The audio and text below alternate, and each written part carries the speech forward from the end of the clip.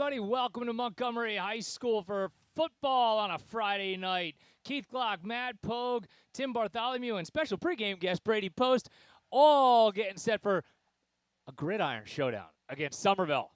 3-0 Montgomery, 1-2 Somerville, but there's so much more to talk about than that because, all 1-2 records, Brady, are not created equal. Before we even get into that, I'm getting ahead of myself. Welcome to the MIRE. Thank you. First time, hopefully, of many. And listen, you down there. Yeah. Congratulations. Thank you. You got pictures queued up for the audience? No. Why not? Because I didn't think about it.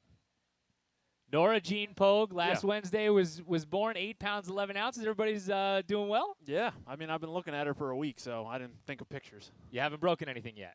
Broken what? Like the baby? Oh, no. I think she's fine.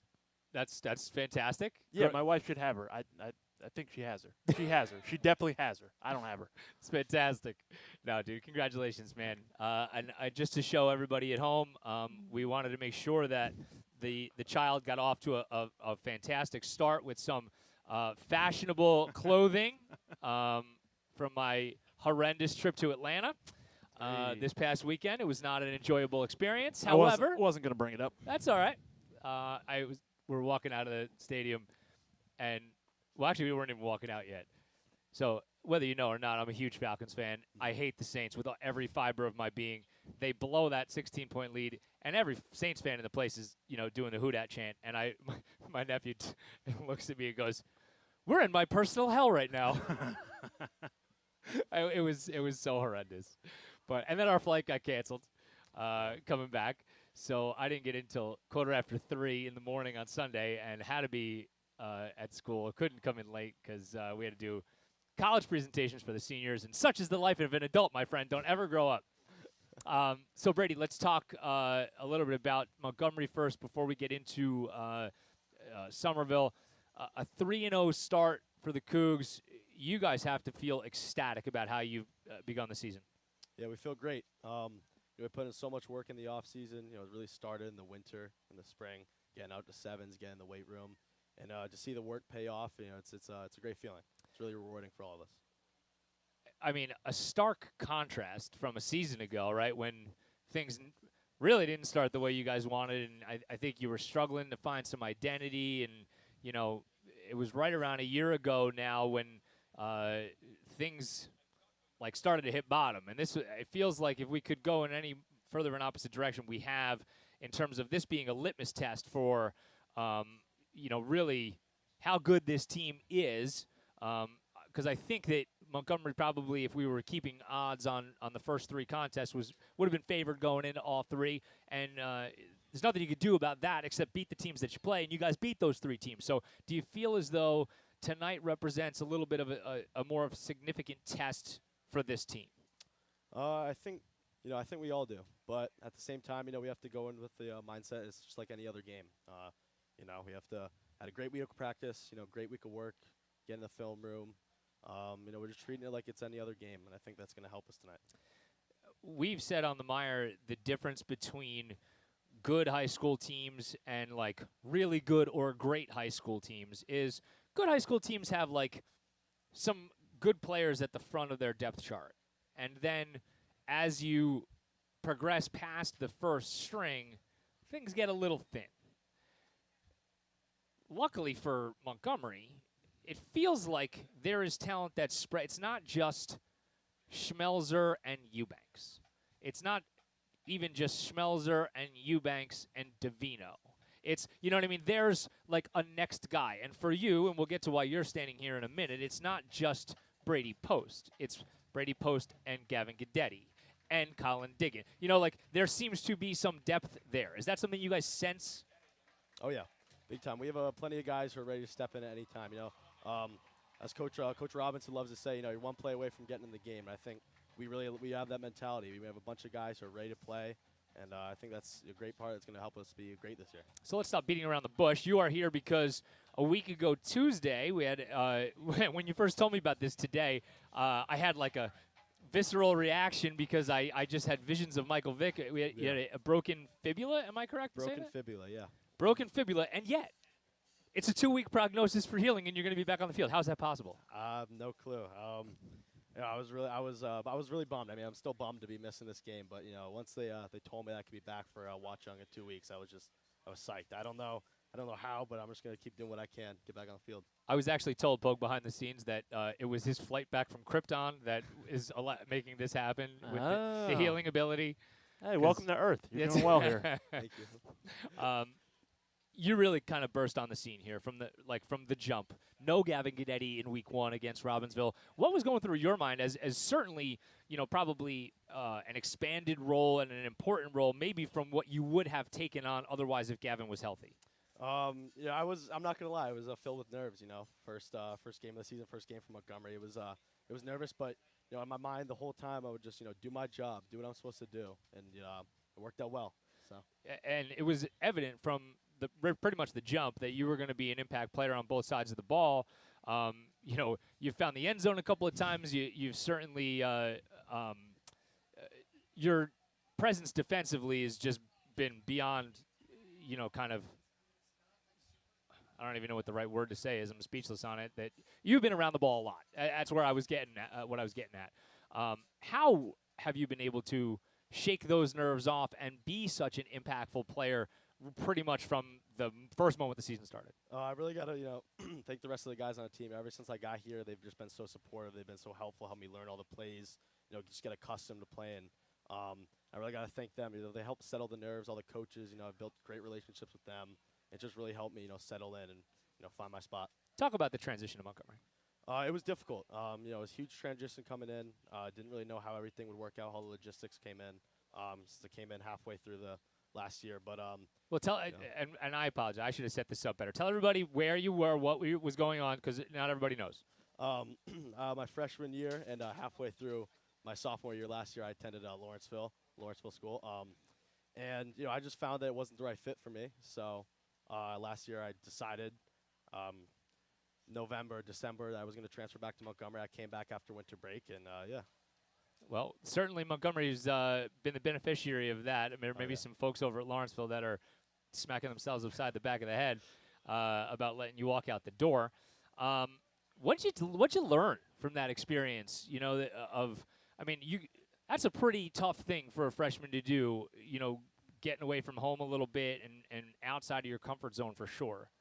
I think the biggest thing I learned from it is that you got to do what makes you happy. I was having a really tough time making the decision, but when I realized that I was kind of sacrificing my happiness to be there, I made the decision. And I think ever since then, I've been so happy I did. I have to assume that you and Mike have talked about your similar paths of being away and coming back, and seeming that the both of you are enjoying a windfall of success here on the way back. Has that helped you bond with him at all? It really has. I mean, we've always been best friends, but through that process, when I got an insight from him because he left before me, it really helped me. It really gave me, I think it encouraged me to make the decision because it wasn't an easy one, but it was definitely the right one. Well, Lawrenceville's loss is Montgomery's gain. Let's get into tonight a little bit. Let's talk about Somerville, Brady. Somerville's 1-2. Don't let that fool you at home. Somerville's really 2-1, but ended up playing a game with an ineligible player and had to forfeit the game against Master of Camden. Right, okay, against a team from Camden, a new is a charter school from Camden, yep. I believe. Yep. Transfer in from Boundbrook, played before he was eligible, still not going to play this evening, and that's a big-time loss for them because he's somebody that's going to be an impact player for them. Oh, yeah. Talk about what he would have brought, and what was it kind of like for you guys? Were you preparing for them with him and without him? Was it kind of like double duty, or did you know the whole time he was not going to play? We knew he wasn't going to play because this happened right after the first game. So we knew coming in he wasn't going to play. But he's a big physical player. Plays on the D end. Plays a little bit of offense too, I believe. So, but either way, we got to come with the mindset that it's the same team regardless of who they have, who they don't have. So. They present a lot of difficulties offensively. Skilled quarterback, shifty players on the outside, a lot of run-pass option, as you guys were, because obviously you're not playing tonight, but you were a part of the preparation process for this.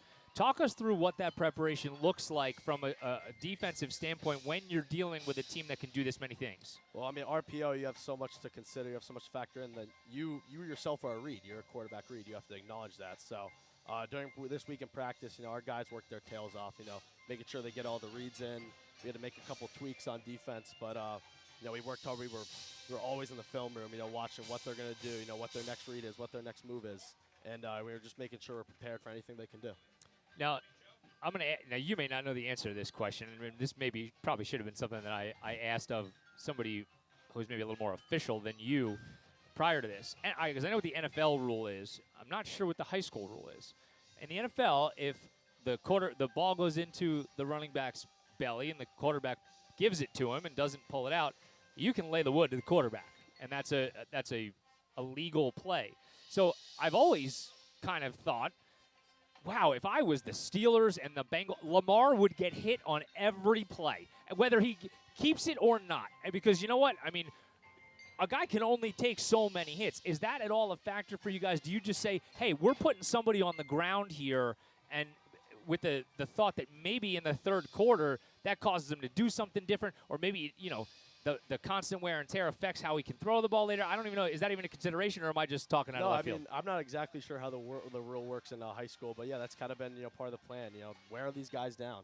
Do everything we can, obviously within the legal rules and limits, but do everything in our power. Tire these guys out, wear them down. We're gonna do our best. Make sure we got a guy on everybody. Everyone's accounted for, and just make sure we hit guys. Yeah, for sure.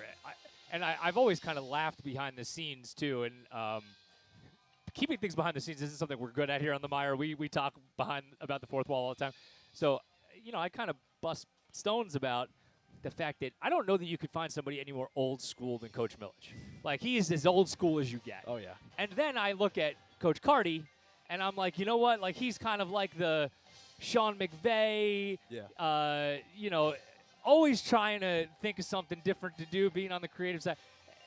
What's that kind of dichotomy like when you guys have to deal with it every day? I love that comparison. I love that comparison between Coach Carty and Sean McVay. Coach Carty's got a great football mind. He's always very creative, always coming up with new tricks up his sleeve. They work great together, though. Even new school and old school, they work great together. I think we have a really good system in place. They worked really well together to get us prepared for this game, and got Michael prepared obviously at QB. So I think they do a great job. I could just envision Dan Campbell and Sean McVay and the same coaching staff just screaming at each other, and that's kind of what I feel like this is from time to time. That and the special teams timeouts. I'll never let Coach Millich leave that down. PAT timeouts, man. That's his bread and butter. How about for you guys offensively? We were moderately unprepared for week one just because of how early things were in the season, and we hadn't had a chance to be around the team, around you guys very much. And, in the pregame show, I'm sitting here going, I'm like, man, I got to tell you, I think Matt DeVito's going to be a good player. And then, of course, he's broken out and in a big way. Talk about Matt a little bit and kind of what he has brought to this team on the outside with the considering the losses that you guys had to graduation last year, which were, from a leadership perspective and a skill position perspective, they were pretty big losses. Oh, yeah. Matt's a baller. I mean, I can't really say enough about him. That's my guy right there. He's a beast. We need a big play on third down. We need a big play anytime he's there. He's always a guy you can count on.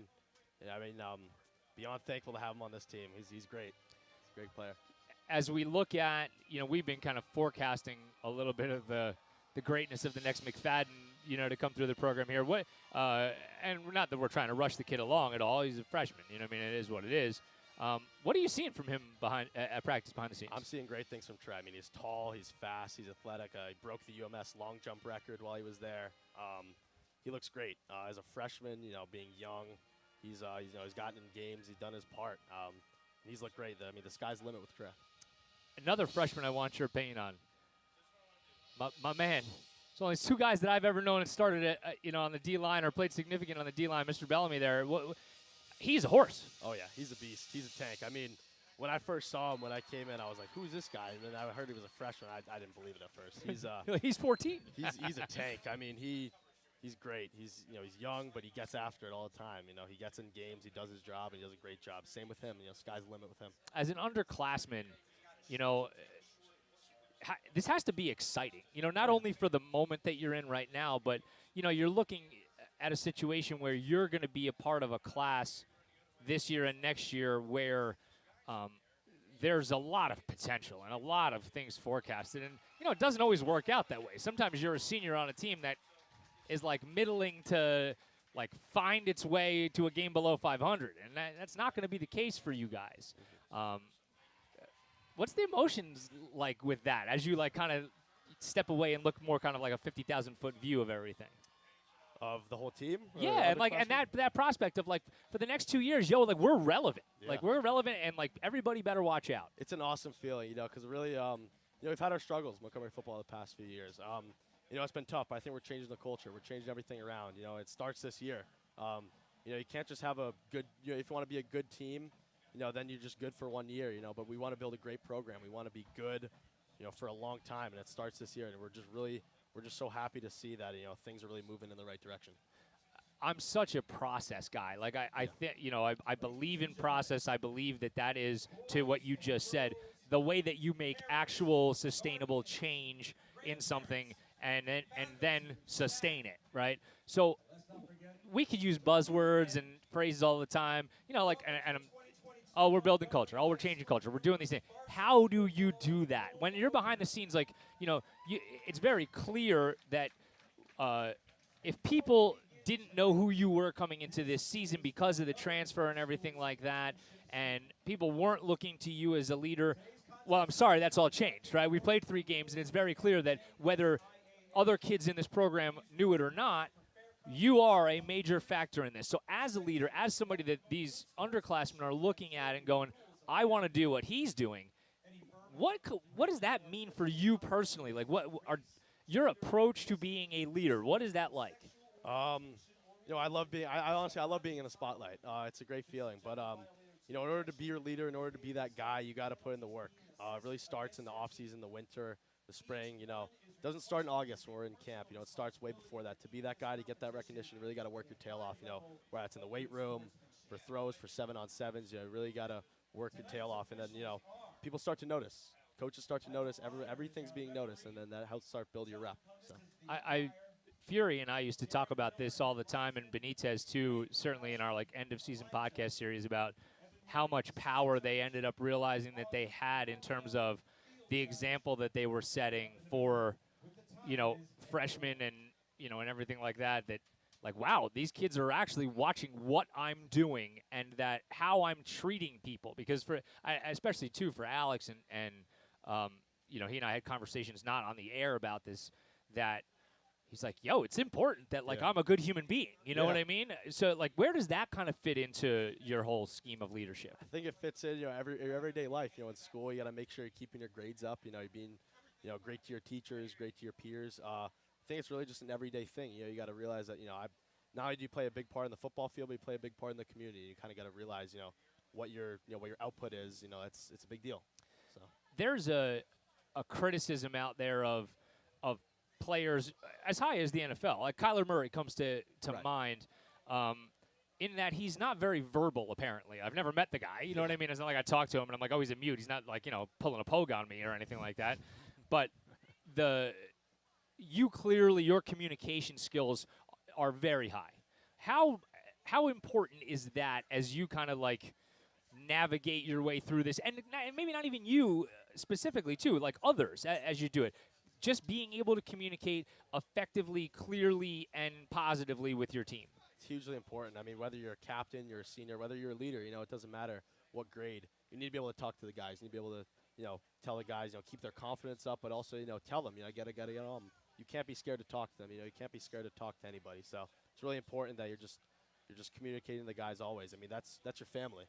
So something that I thought was really interesting about that was Mike Schmelzer's ability to come in from another place and then midway through a season. So it was almost like being new twice, you know what I mean, on some level. And then gaining the respect of the locker room without being a jerk, you know what I mean, without like gloating and being as young as he was at the time. What have you seen from Mike and his next steps in maintaining and progressing in that role? I've seen a huge growth in his confidence and leadership. Ever since he got the start, ever since he's just been balling out, I've just really seen him just elevate a lot. You know, he's become a way more confident guy. But I mean, he's always been a confident, great guy. But his leadership it's gone through the roof. I mean, obviously, he's a junior. He's gonna be a captain next year, but not quite yet. But he's a guy everyone can look up to. So it's huge. Brady, this was fantastic. Bartholomew's about to lose his job. If you break another leg, you are welcome to come back here anytime, but we certainly don't wish that upon you. We look forward to seeing you back out there wearing the green and gold on the field. Thank you so much. I look forward to get back in on the field. All right. Montgomery and Somerville high school football coming up in just a few minutes. Don't go anywhere. You're caught in the mire. It's the Montgomery Internet Radio Experience.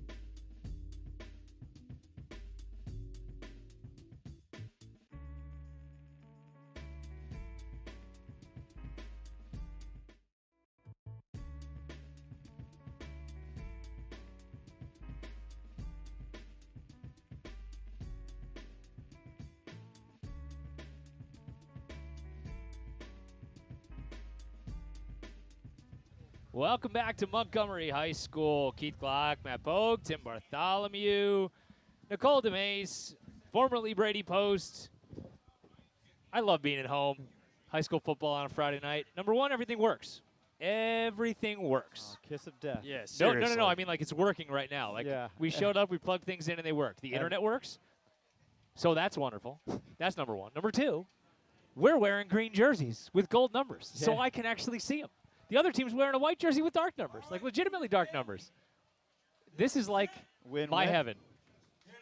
All right now. Montgomery will kick it off to start things here as Somerville won the coin toss and elect to receive. A trio back to receive it for the Pios.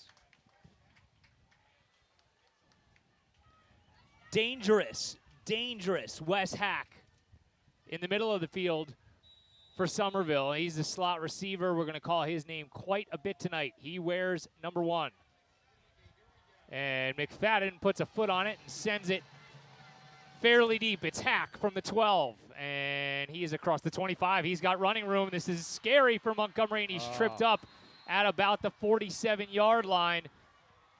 And it was the kicker, McFadden, who got a finger on his ankle. Yeah, touchdown saving tackle.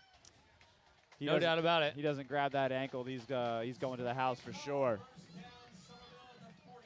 So let's see what they do to start things here. The quarterback, Mike Miller. They're going to be playing again without Jaden Lofton. He is the transfer from Boundbrook that caused the forfeit. Well, he didn't cause the forfeit, I suppose. Playing him caused the forfeit. He actually did quite a bit to help them win that game. He was involved with the forfeit. So we'll see how Somerville compensates. We heard from Brady Post a lot of RPO. Hacks in motion. And, yeah, they look for some guidance. We'll see how Miller does. The rumor before the game was that he was not going to suit up, but here he is, so. Terrell Mitchell in the backfield, and he gets the carry on first down. He bounces it off the right side. He's through one tackle and gains about 3 or 4. Rossman was there to slow him up at the line of scrimmage. Yeah, just enough to get his buddies involved. Colin Diggin there to make the stop. It'll be 2nd down and 7 for the Pioneers. Somerville in the road whites. Hack in motion. Again, it's a give up the middle, and this time with a little more running room. Diggin again on the stop, but a nice gain of about 7. He's right at the sticks, and they're going to give it to him. Grabbing him the first down. Yeah, Somerville, I know, does like to run, and if they're going to get yards like that every time, I don't see them stopping from doing that. Hakeem Hobbs-Harris is another major player for them, not suiting up tonight. So Somerville down a couple of big skill players. Nonetheless, they are still a dangerous, dangerous team. I know you guys probably talked about him in the pregame, but you see 76 out there? Yeah, we actually didn't get to him, so don't ruin it. Here is a handoff again, and a host of Cougars there, but again, about 4 or 5 for Terrell Mitchell. Ooh, buddy, look at him. 76, let's get to it right now, Timmy. Jonathan Lestacco, 6'2", 309 pounds, and when my initial reaction was, where's he going to college? And he's a sophomore, so he's going to Somerville High School for the next 2 years. That's where he's going. I wouldn't be surprised. You get within 5 yards, you just all of a sudden see him line up at fullback. You got the heavy out there. Little William the Refrigerator Perry package. Yeah. We did that in high school. We had a guy eventually went on and play in the NFL, but every time we were within 5 yards, we gave him the ball. Miller's going to throw. He's got a completion again to Hack over the middle. He stays on his feet. He's finally brought down right around the 10-yard line. That's exactly what Brady Post told us. RPOs and then slants to Hack. Yeah, they're quick hitter teams, you know. Look, especially in high school football, if you have athletes and, like, it's just hard to cover athletes. Well, yeah. Sometimes you're faster, and that's it. Well, and especially plays like these quick slants. Get him the ball before something can go wrong in the backfield, you know? Mitchell spinning away from one, and then Diggins there to greet him in the hole. Bunches them up. You see, though, you know, what the RPO does. You know, because, like, despite the fact that that didn't feel like a big game, it's still 4. Yeah. You're always so, I mean, you're second guessing yourself. And, you know, in football, in the game of football, a moment of hesitation is 4 yards. Somerville does a lot of communicating from the sideline. And you know what? Just as much as I said Hasim Hobbs-Harris wasn't playing tonight, he is in the lineup right look now. at that. Get And some he faulty is information. would have thought that he would have been in to start. This is Hobbs-Harris, and he bounces it off the left side, tries to cut back, and he is inside the 5, down to about the 3, right at the sticks, and it looks like it's going to be another Somerville first down. Yeah, I think he got banged up last week. He took a pretty big hit. And I think he, you know, didn't get to play at the end of the fourth quarter, but looks like he's pretty quick right now. Yeah. First down for Somerville. First and goal. Pogue doing what Pogue does best. Producing something. Pogue's producing. Love it. Love it. Miller has Hobbs-Harris with him on his right. And the give to Hobbs-Harris, and he walks in untouched. Touchdown, Somerville. Something about warm knives and butter there, Timmy. Yeah. The, you know, the false information before the game. All these people are injured. They're all in, and now they're the ones making the big plays. So 6-0 Somerville. 3:17 gone by in this one.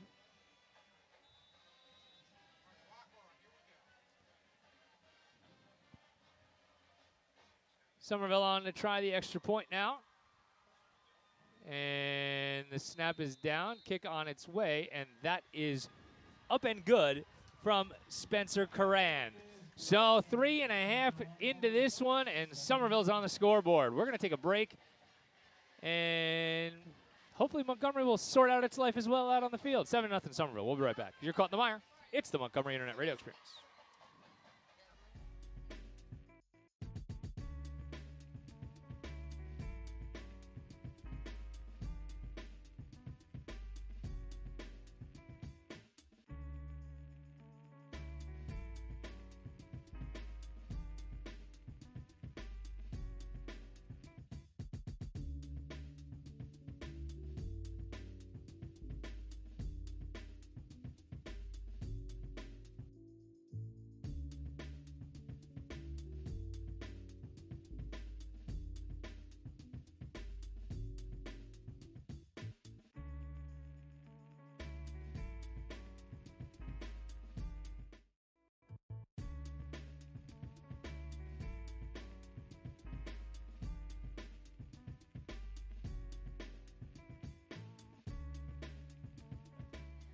Welcome back to the Mire.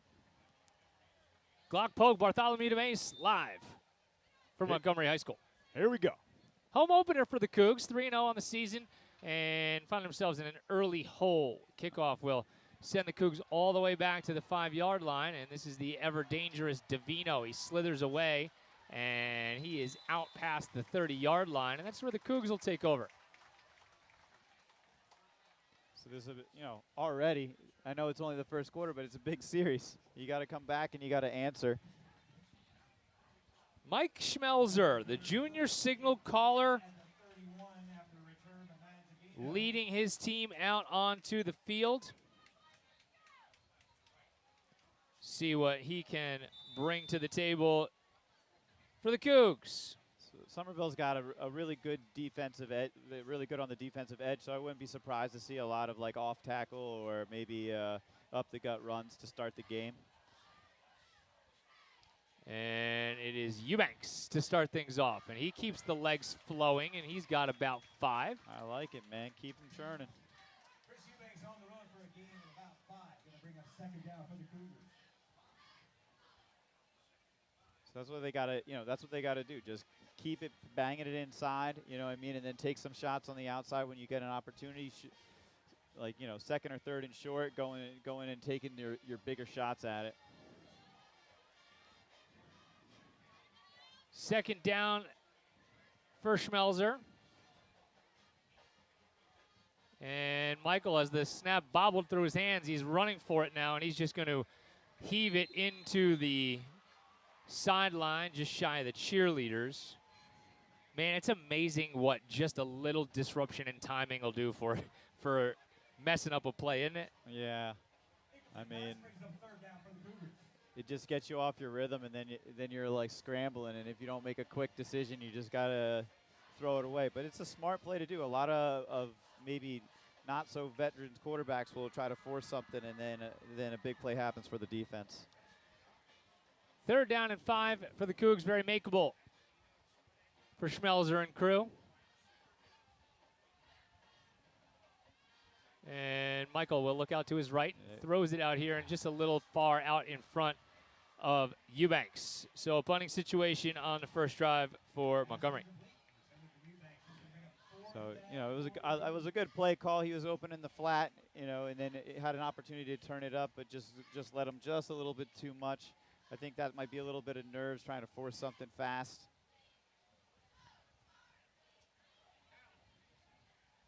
Calm it down and get this defensive stop, and then we can see what we can do on offense.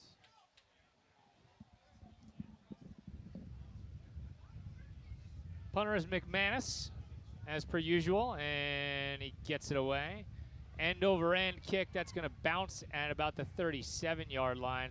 Take a Cougar roll inside the 30, so all in all, not a terrible Yeah, you'll take that. situation for the Cougs. I still feel like they need to get that process done a little bit faster, otherwise they could face some problems. You mean the kicking the ball, getting it off quicker? Yeah, that would be very helpful. That was also very close to getting blocked by Somerville, but able to get it off, got a nice bounce in good defensive position here. Now they just got to stop the run. My problem is that I'm always like just close to making the audio terrible. Yeah. Because I yell too much. This is my problem. I blame you, Tim. I blame you. I don't think so. Handoff to the left, and Nice. a nice tackle after about a gain of 3 yards. This is your creation, man. So when anything goes wrong, this is on you. Second down for Somerville.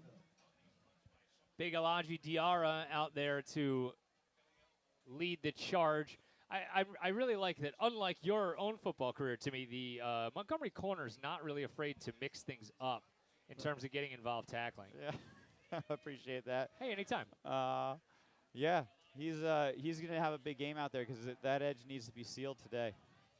Good job by Bellamy to make Get a little laundry down there, though. the running back bounce outside. Terrell Mitchell is looking for some room, That's usually about in the area of holding, so let's see what they call. and it is. That was the initial signal. Oh, okay. Got mixed up. I'm looking through this window that has your reflection in it. It's really messing me up. That's just got to be a fantastic evening for you that you get to know. see me the entire game, even though you're not really looking at me. I'm actually a little bit nauseous. I have that effect Yeah. on certain people. Usually my significant others. Yeah. So that backs Somerville all the way up. That's a big play for Montgomery. Yeah. Very helpful. Oh, there Mike Miller will throw it out here to the left, gets the screen. again to Hack, and he gets a bunch of them back, about 7 yards. That was a great job by Ethan, just to kind of make him turn him back inside, so where all his buddies are. And yeah, you go ahead and take that. I will, thank you. I There's a will. whole bunch there for you, buddy. I know. Eamon Kyler, one of the first men there for Montgomery. Acquaintance of the MIRE, Eamon Kyler. He's a Thanksgiving relative. That's right. Thanksgiving, I like that. That's Yeah. a good one. You put in your 3 minutes with the MIRE, and you're an acquaintance. I don't really know how we update you from acquaintance to friend of the MIRE, but, you know, like Joey Valla, friend of the MIRE. Possibly getting an upgrade from that as the basketball season. That's called a tease, folks. Here's There Miller you go. on third down, and he lofts it, and that is incomplete and nearly intercepted by Nino Spera. Yeah, I mean, that was a great pattern run by Chase. He was open. It was a sticks pattern, right? He went to the sticks, was open, but just a bit outside for him. So fortunate return events for Montgomery. And hopefully with a good return here, we get nice field position to start this drive.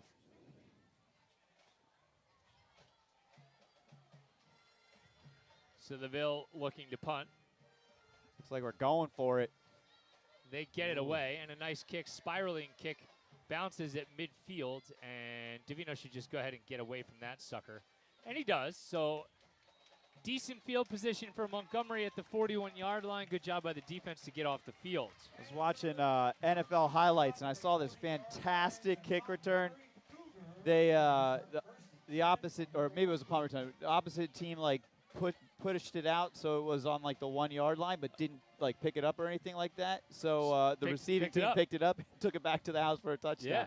Yeah. It was just, like, great heads-up football. I didn't think you could advance that from the spot in the NFL. I thought it had to be from right where, technically that's an onside kick, right?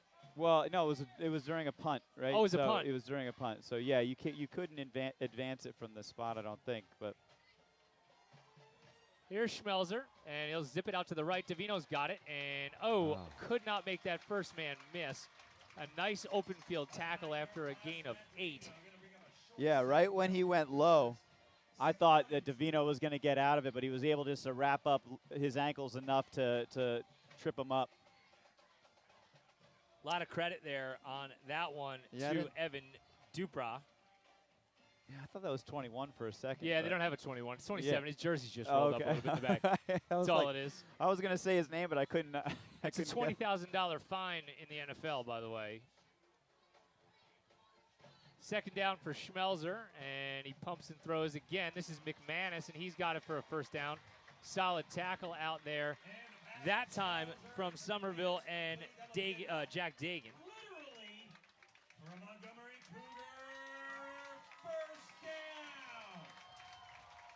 Cougar First down of the evening for Montgomery. That's all you need, right? Let the waterfall begin. Quickly to the line for the Cougs. Schmelzer goes under center. Looks like they're going to get some pressure. It's Diarra. Or no, sorry, Eubanks. I apologize. The way that he stood up at it, I was like, wow, that's huge. That's got to be Elijah back there, but no. I love when that happens, though. Defense is shooting the gap, and we're running in the other one. And you know what? All credit to Chris Eubanks on that play, because not only was it his stature, that didn't look like his running style either. He was just forward, you know, a good lean. That's what you got to do, man. Second Adapt. down. Yeah, second down and about 6. Ooh, high snap. Schmelzer gets it down and gives it to Eubanks, and he's met in the hole. Oh, how about that for maybe potentially a taunting penalty? It's not going to get it, but I like it. Eubanks is running tough today, man. Asim Hobbs-Harris laid the wood to Eubanks and then stood over him and let him know. And that's the kind of thing that, you know, we're kind of trying to crack down. I mean, you don't want to be overly officious in a situation like that, but unless he said, you're a really good football player, which I don't think he did. Great run. That's great. And here's I love Gaddetti it. on 3rd and short, and Gavin's got the first down inside the 30-yard line. A big play for Gaddetti. Just great. He found the hole, hit it, and then just off to the races. That's what we thought we were going to see in the first game, and instead it was Brady Post doing that, and he kind of hasn't let go of that role. So maybe Gaddetti's getting a little bit of that back because of Post's absence. The old 2-week broken leg somehow magically. That's still unbelievable. Some duct tape and bubble gum, man. That's all you need. 1st and 10 for the Cougs. Schmelzer's looking to throw. He's going up the sideline for Davino to the end zone. Is that picked? And no, it is not. Incomplete, says the official. Again, Evan Dupra out there, the 5'9" junior for Somerville. I like it. Take a shot on 1st down when you're close to that goal line. Yeah. Now the run's been working, though, so we're going to see some more up the gut. Second down again for Montgomery. Second and long this time for Schmelzer, and it is going to be Eubanks. He's hit right at the line of scrimmage, but drags some folks forward for a yard or so. I like it, man. He's keeping those legs churning. He's getting an extra yard after contact each time, extra 2 yards. They're going to add up in the end.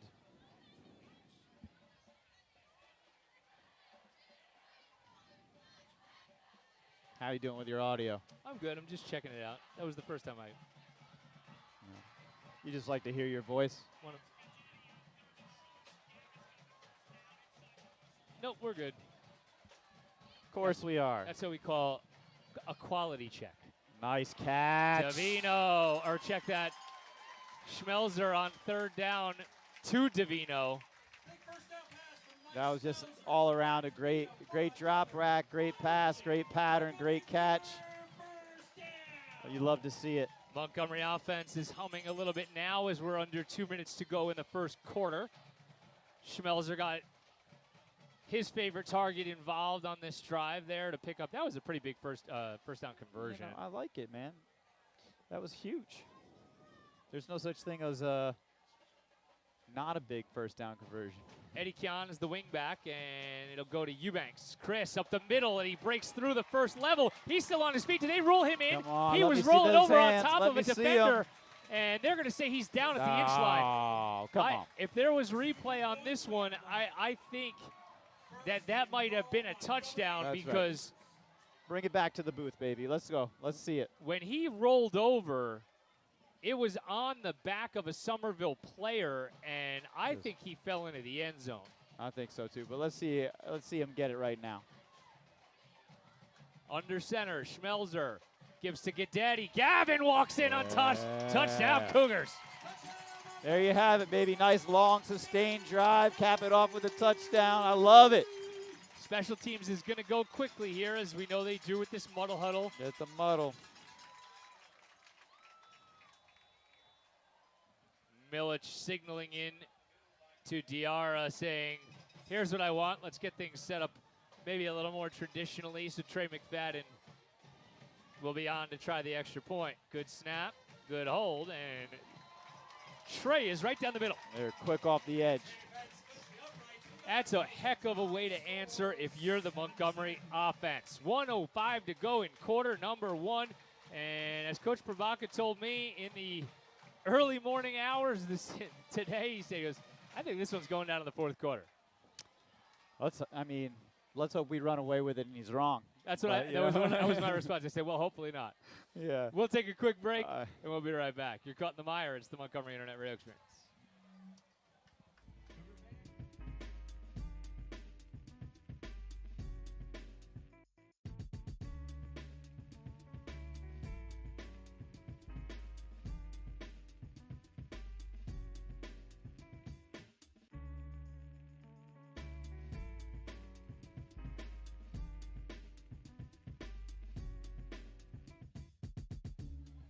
Welcome back to Skillman, the home opener on High School Football Friday on the MIRE. Keith Glock, Tim Bartholomew, the new daddy, Matt Pogue. Congratulations again, Matthew. Thank you. Congrats, my man. You've produced another human being, I did my job. and it's got all the correct limbs and whatnot and digits. Yeah, I mean, mentally we'll see in a few years, but right now she's good. Sure. I mean, like right now, it eats poops and sleeps. Yeah, exactly. Okay. I think you can refer to her as she. You don't have to say it. No, it's more funny this way. Amanda, I'm sorry. Pogue done messed You up. know she's not listening. Yeah, Pogue done messed up though. You had a daughter. It's the worst. Oh man, it's the the b- best. it's the best. If she's listening, it's the best. It's the best and the worst. Now you're gonna every like high school. You're a high school guidance counselor. I know. You've seen all these high school boys. Know thine enemy. Know thine enemy. That's what it is. It is I was one though. I'm You not are. gonna lie. I think you should stay out on paternity leave for a little while because I'm liking the extra cash that I get for picking up the. Yeah, look, just show up on Fridays for high school football and we're good. Oh, I love it. Get in there. There's a give on first down and a great job by Montgomery in the backfield. Diarra back there, Is that Westfield?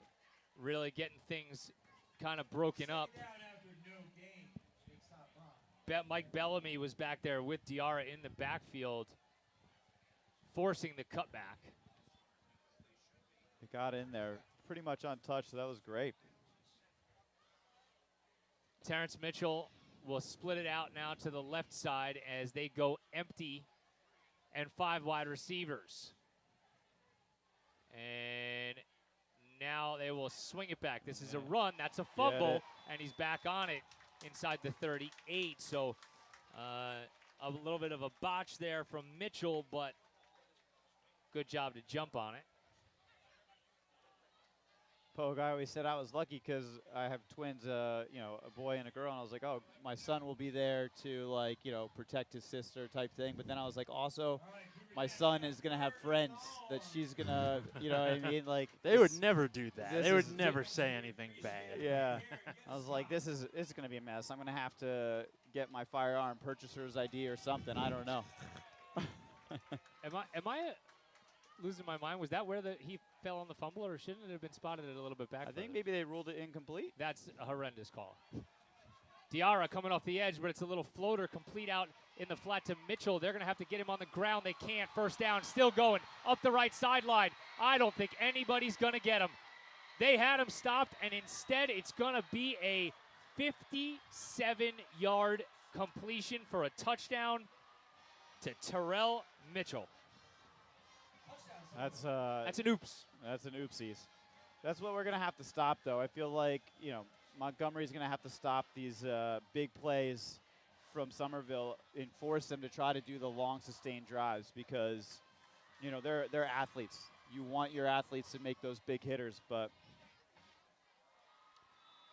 you got to stay disciplined. You got to wrap up. You got to wrap that up.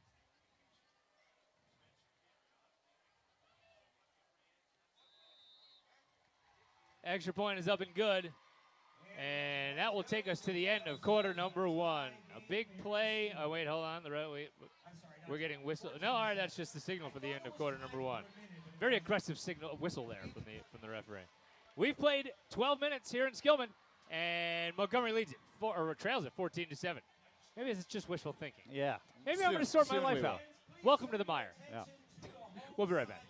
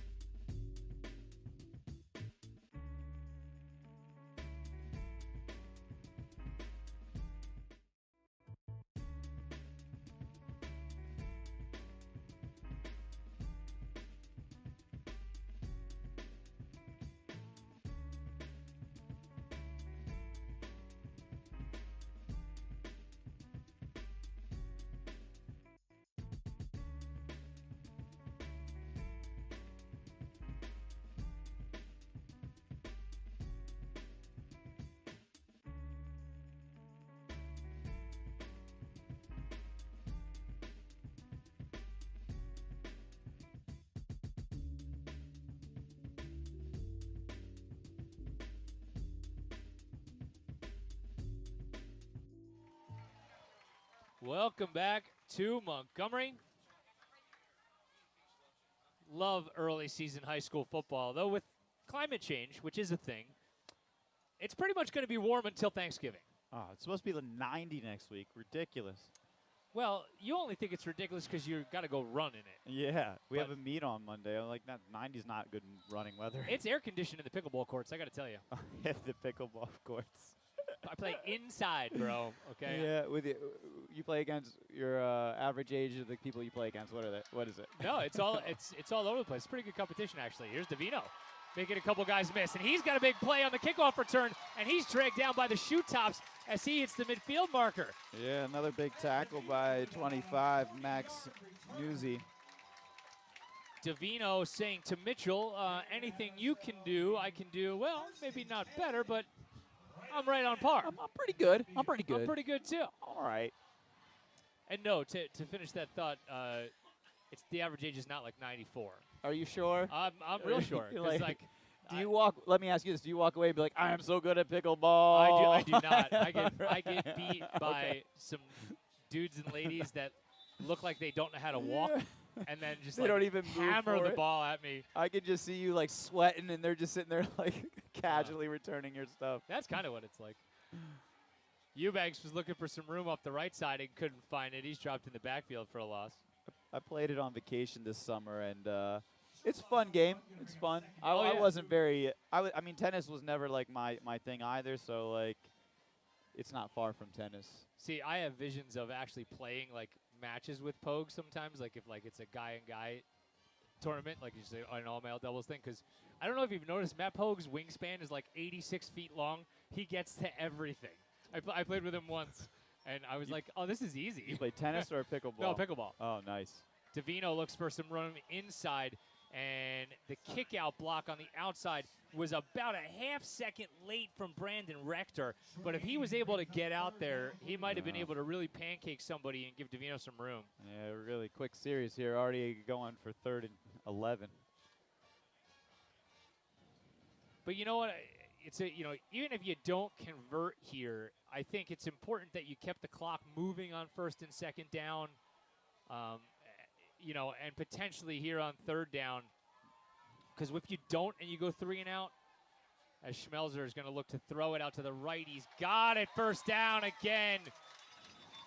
Man, it's so hard to cover really, really talented players. I know. I mean, he does a great job. He just like planting his foot out there and coming back to the ball. You know, it's hard to cover stuff like that. When a guy runs a good route, it's tough. Davino, and there's a flag on the play. So looks like it's in the area of holding. It is going to be a hold.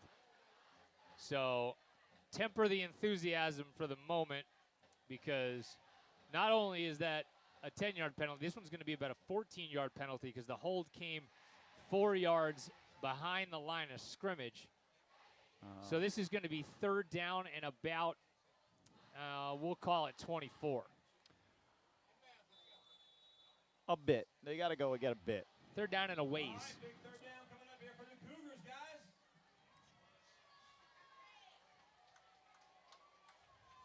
Clock moving at 10:15. And Schmelzer will roll again to his right.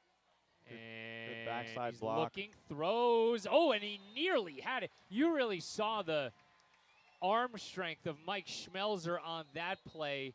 Good coverage by Somerville, and it's off the hands of McManus. I mean, that's really just a matter of running out of space. You could see McManus was running his pattern, but then started to slow up because he was running out of room on the sideline. You know, and I think he was worried that he was going to be out of bounds before Schmelzer was able to connect. And I think that they're going to call Schmelzer for being beyond the line of scrimmage when he threw that ball. It was illegal forward pass from the Montgomery quarterback. I guess they watched the Robbinsville tape. Yeah. Declined it, though. I would, too, after I Yeah. just saw Schmelzer uncork that one on the run up the right side. That's one that, like, in all seriousness, you put that on the college recruiting tape, even though it's an incompletion, it's like, well, look, we would have been all right there, you know. Well, I mean, I think his tape's going to be pretty full anyway. Yeah. So maybe you leave off the incompletion.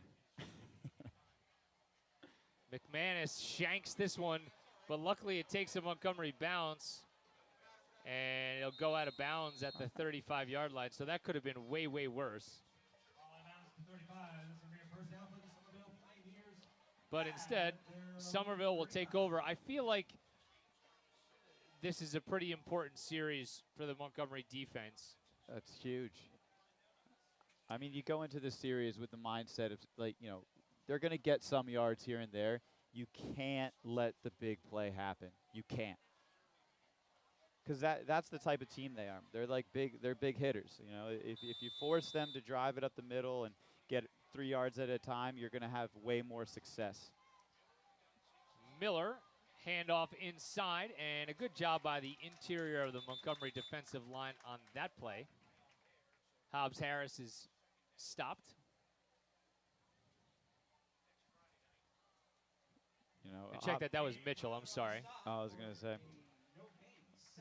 You know, Hobbs plays both ways, so he's going to be getting getting tired hopefully in the fourth quarter, fourth quarter. So you guys got to keep it close to when some of their key players are getting that fatigue, because it's going to happen. Hobbs is a walking big play himself. Yeah. Second down and a very short 10, I should say. And it'll be a pitch out to Mitchell. And he is through the first level, but a really nice job in the secondary. And again, that was Kyler who came up and made a big hit. This play in particular, I wanted to see how, because our man Zapansky's doing the one-on-one with 78. 78, what was it, 78? 76. 78. 78, is it 78? No, it was 76, 76. Yeah, and he's fighting, man. He's fighting. Holding penalty on Somerville is going to back them up, so little tit for tat. A lot of penalties tonight.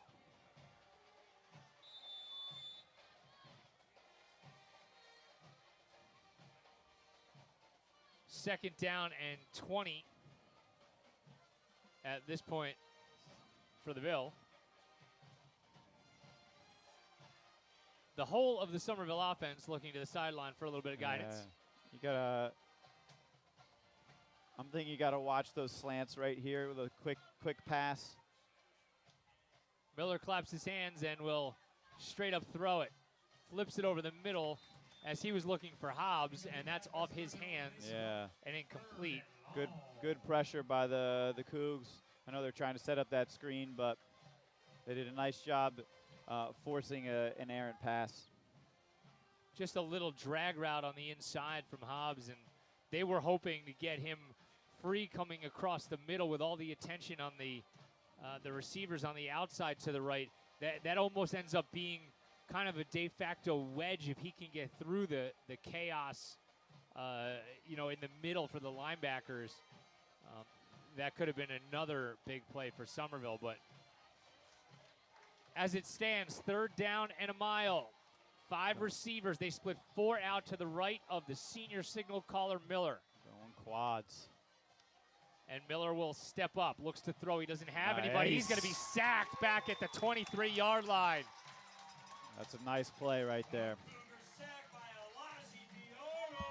Yeah. The big number 4, El Hadji Diarra. There to wrap up Miller. Elijah having a nice game tonight. El Hadji is an absolute stud.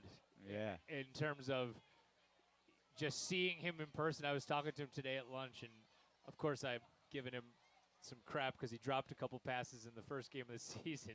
And I'm like staring straight up at the sky when I was talking to him. Yeah. Here comes some pressure. A short kick from Somerville. And it bounces at the 50. This might actually be returnable. Davino's got it at the 40. And that's going to save Montgomery at least 10 yards. Oh, yeah, that was going to keep rolling. Yeah, so that's a good job by Davino. So 7:26, if you could get a 6-minute drive here and then cap it off with a touchdown, I think you go into the half pretty happy. There's no doubt about that. I just think you need some sustained offense here. If nothing else, then, it feels like your defense is in for it a little bit here tonight from the, series in and series out. So as much as you can sustain offense and keep the Somerville offense off the field, I know this is a mind-blowing concept. If you have the ball, the other team doesn't, I mean, so far tonight, though, their offense has either been a big play or 3 and out, so. Schmelzer on the keeper off the right side. Mike's got a big play, and he's showing off the wheels. He's inside the 35. Man, that's really only the second time this season that we've seen him take off like that, and he has absolute wheels. I know. I was actually going to just say that. I was, very impressed with how quick, and not even the speed. I always knew he was fast, but the quickness, the left to right, that how he was able to do that was very impressive. You might see a lot more RPO in Schmelzer's game if he keeps tucking and running like that. I mean, he saw that hole, and he was through it before you knew what happened. Eubanks on the left hip of the junior signal caller, and he will throw it Zings it out here. Caught complete to Davino. He's got to make one man miss. got He it. does. He's up the left sideline. He's gone. Matt Davino, a 35-yard touchdown. Nice.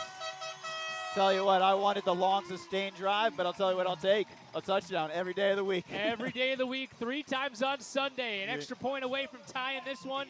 And this one could be first one to 50. That would be something. We've seen it before. Back in the old Chris Chuganoff days. Oh, And going for 2. Muddle huddle on the 2. Schmelzer in some trouble, throwing it, lofts it up and incomplete into the end zone for Davino. They ran that try. play successfully against Robbinsville, and that time Somerville was ready for it. So 6:40 to go in the first half, and Montgomery will again trail it by a point. Yeah. I'll tell you what, I have the utmost faith in Santa when he goes into halftime coming up with maybe a defensive adjustments to help them prevent those big plays, to help them stop their playmakers. I feel like if we can go into the half at this rate or better, we're gonna go. It's gonna be a good second half for the Cougars. So, not for nothing. Like, I'm an idiot. Okay, we know this about me. If you're listening, you know I'm an idiot. What we I've never love about coached you. football a day in my life. That's what we love about you. I hate not kicking the extra point there. I Wow. hate it. Would hate it. you Take have points. Would you have hated it if they got to the 2 points? Would No. we be having this conversation? I know they Yes, got it, yes. but I really hate that Yes, they did it. and you know me. I'm always like that. Just because something You- works doesn't I- mean. Just I because I know. played Frogger across Route 1 doesn't mean that that's how I want to cross the street. I know you, and you would have said, "I called it. I called it. I'm the But I- greatest. but I'm I the didn't. greatest." No. But I didn't. No, I mean it's a calculated risk. You know, look how it worked out for the Giants this weekend, right? Like It's why they went for the win, and what did they get? well, you know The what? win. But here's the thing: if this was the fourth quarter and there was 22 seconds to go, I'm all in on that. Why give the Somerville the ball back? But at this point in the you game, never know when it's going to make a difference. take points, man. Points are underrated. I'm not saying that's what I would have done. I probably would have kicked the extra point. That's what because it's the sound play in a game like this. But when you're going to need that edge, if you think it's going to be a shootout and it's going to go to 50, right? You got to get those points somewhere. You know, you got to get that edge. I'll play even until it's time to get 2 with 25 seconds to go. That's what I think. But What's What are you gonna the wide receiver adage? If it's even, I'm leaving. that's right. But you know what? And all that is that that muddle huddle is, do we have the right numbers over here compared to your numbers? And they must have thought that they had them, but It's a calculated risk. here's a give to the outside, and Mitchell again running hard, and he's got about 8 or 9. See, that's what we need our interior to be in there. It's preventing him from getting to the outside because anybody run the ball, and for Somerville, if they can get to the corner, they can get to the edge. It's going to be difficult to stop. Joe Rossi on the stop. Second down, Somerville. Good job by one of the captains, Joe Rossman, to come up and make that hit. Second down and 2 for the Ville. Another run off the left side and a first down. Guidetti with a nice tackle to wrap up Mitchell after a gain of about 5. So now they're driving. Stop by Gavin Guidetti. Clock stop momentarily for the chains to move, but Somerville on the march. It's amazing how drive-to-drive things change. I mean, if I'm Somerville right there, I'm running the exact same play until you stop me. If you're gonna give me 5 yards a clip, I am running off tackle on every play, and then I'm gonna just throw in an RPO and pop one over the top on you. And here it is, another inside handoff, and to Nice Montgomery's job. credit, they stopped him. They're doing a nice job reading it, getting in the backfield. Diggin, Bellamy, Lucas Sapansky all involved there. Yeah. I mean, if I'm Somerville, I'm just hitting the edges until they do something about it. Because every time Somerville's been going inside, it hasn't been really working too well for them. Agree, and really, that should call your attention to the edges of the Montgomery defense. 3 down linemen right now, but making sure you don't get out-leveraged by the tackles is a big, big deal. And here is a way little to read screen the screen inside, and Diarra was right there. He dropped into coverage. There's a flag. You got to hope that's a hold and not a face mask, if that's it, because of when that flag came in. It looks like a hold. It looks like a hold. And it is going to be a holding penalty on Somerville. I got a little scared there because of the timing of that. It was so close to the ending of the play. When and the flag came in. proximity of where it was. You know what I mean? It was almost like, there were Montgomery players there. It was like, how did somebody hold anybody in that pile? Yeah. But listen, if you're the Cougars, you take that all day long. Well, I'll tell you what, Montgomery did an excellent job because you could see that they got in. And one of the things you teach your defensive lines is, like, if you get in too easy, right, it's going to be a screen. So you got to get back in position. And they did a great job adjusting to that. The guy that's been trying to push you around all day, all of a sudden isn't playing Matador defense. Yeah, if he lets you go free. Stop and back up.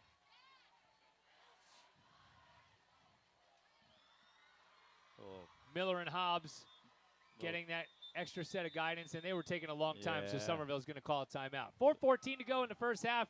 This is turning into a good one. Montgomery and Somerville. We'll be right back. You're caught in the mire. It's the Montgomery Internet Radio Experience.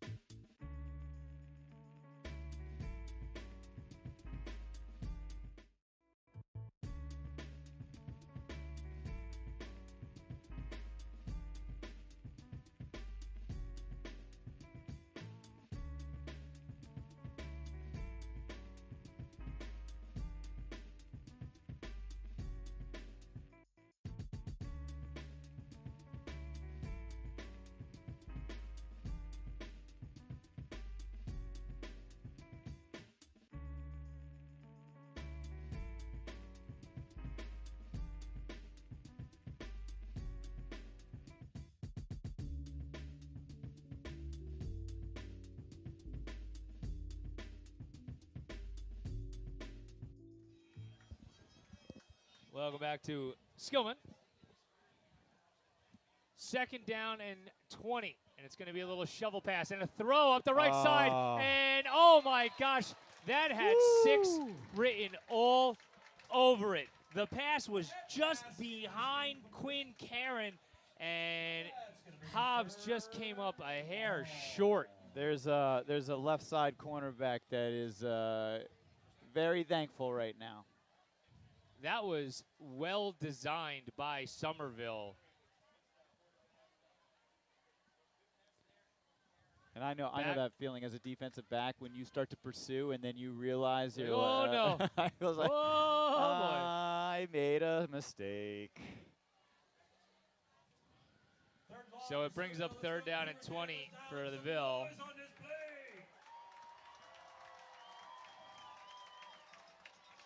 And it's going to be a little screen out to Hobbs in the flat. Diarra is out there to pursue, but a good job of setting the edge by Montgomery. And that'll force a punt. First person there was Alex Lemus. That was a great defensive stance by the Cougars. Puts us in good position to either run the clock out for the half or be able to, get another opportunity to punch one in. Lemus is my favorite player on the Cougar team this year, wearing the big 1-3. Lucky number 13. That's right.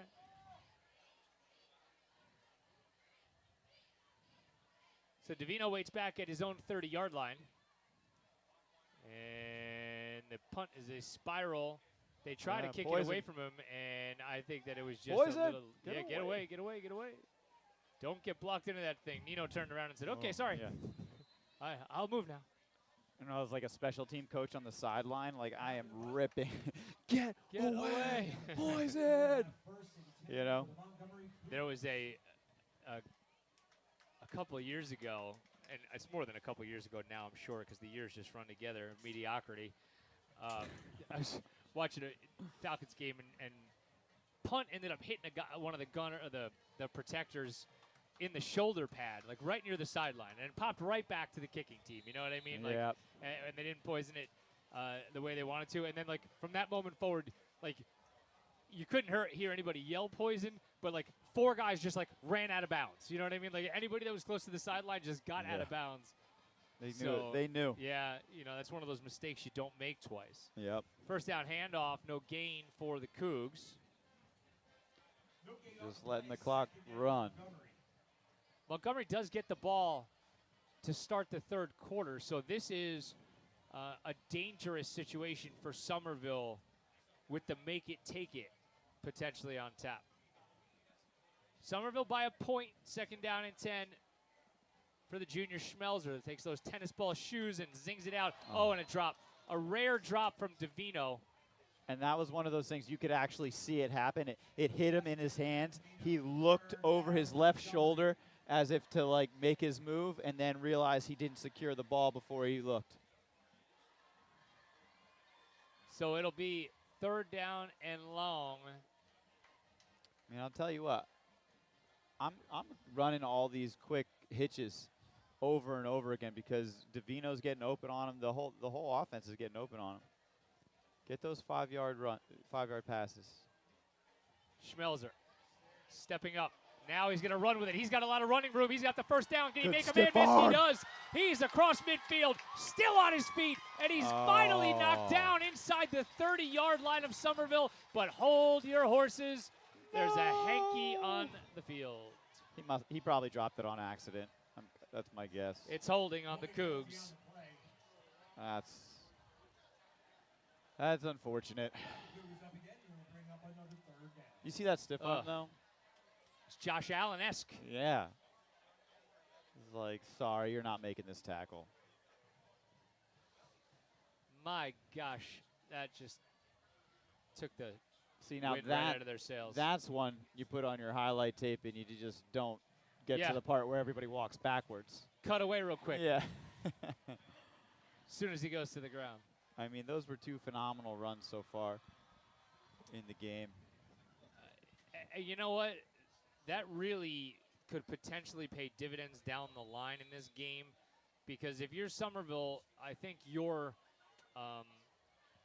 desire to play full-on man-to-man coverage and turn your back to the quarterback, knowing that he's got the ability to do that, I don't think you want to do that. I mean, but how do you even account for that? That's like you play a spy? Like, that's tough. Davino's got a catch. He gets back all the penalty yards and some more. A gain of about 15 on the play, but it's still shy of a first down. Well, that's all right. I mean, you can put yourself in a decent position here, at least be able to get a better punt. I would call timeout here if I'm Somerville, no? I would call timeout if I'm Montgomery, and I would just wait until the very last second and then call timeout.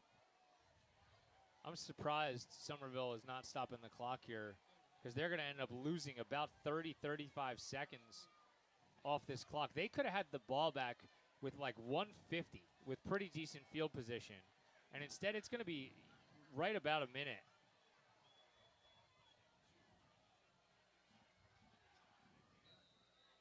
And now, and Zoran Milic was listening in his headset, I suppose.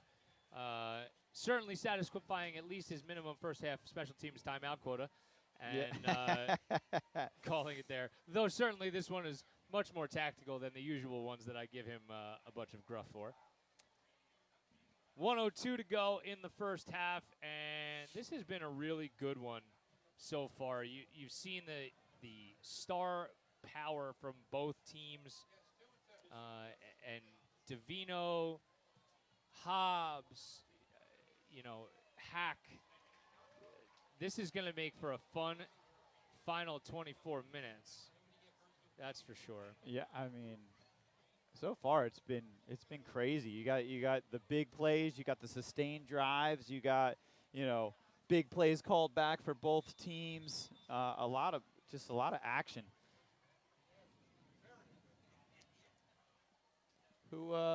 Who does Atlanta lose to this week? They go to Los Angeles to lose to the Rams Nice. in the late window on Sunday. We got just about a minute left to That's go great. in the first half. Fourth down for the Cougars. Let's make some noise. Our Commanders have whom? They have the Detroit Lions. Oh, kneecaps bitten everywhere. We'll see. Maybe 2-0. McManus, a tumbling end over end kick. That's got to be some kind of hold there There's at the going to be a 30-yard line. penalty. There's going to be a penalty. That's a silly foul by Somerville.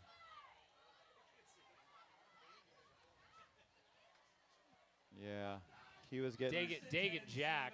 From their own 21. But who was that with? Davino? I didn't see who it was with, but that was, and they ended up not throwing a flag on that play. I He can't grabbed believe his that. jersey and spun him to the ground I with know, it was like a body slam. I mean, Montgomery did initiate a little bit of the contact because it was kind of back and forth, but it. I don't think you can grab a guy by his jersey and throw him to the ground, you though. definitely Not you legal. no, last you time I definitely checked. can't. XFL, you can. It's Mitchell off the left side, and a great job by the Montgomery defensive line. Diarra again shedding a block and knocking Mitchell down at the line of scrimmage. No timeout coming from Yeah, I'm Somerville. curious. So Did they forget they had them? there's a clause in Pace's contract. He gets extra. If he keeps his timeouts? Yep. 2 extra cases of Gatorade and a $25 stipend for each timeout he brings home with him. I guess they're content to go into the locker room with a 1-point lead. I suppose. I'm That surprises me. They're Yeah. just like a big team, a big play team. So Another running play, and you're right, Timmy. That'll do it. A very conservative way to end the second quarter for Somerville, and you see the first half, but a fantastic first 24 minutes in the home opener for Montgomery. Somerville 14, Montgomery 13. We'll be right back with some analysis and the second half coming up right after this. You're caught in the mire. It's the Montgomery Internet Radio Experience.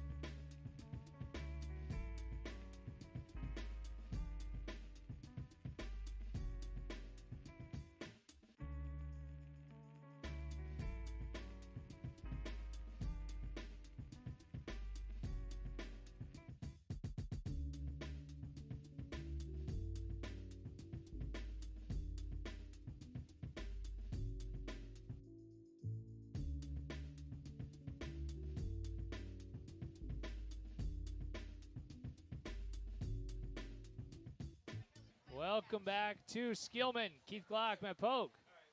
New daddy Matt Pogue. Tim Bartholomew. Nicole DeMace. We are nearing the start of the third quarter. Montgomery and Somerville locked in a good one.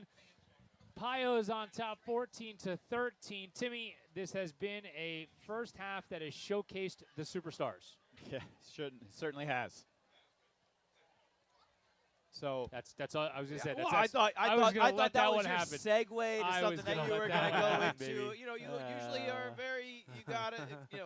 Hold So- on, the athletic director's calling. Let's take this one live on the air. We're going to take it live on. That's a risky We're taking move. this one live on the air. That's a Coach risky Grundy, how are move. you?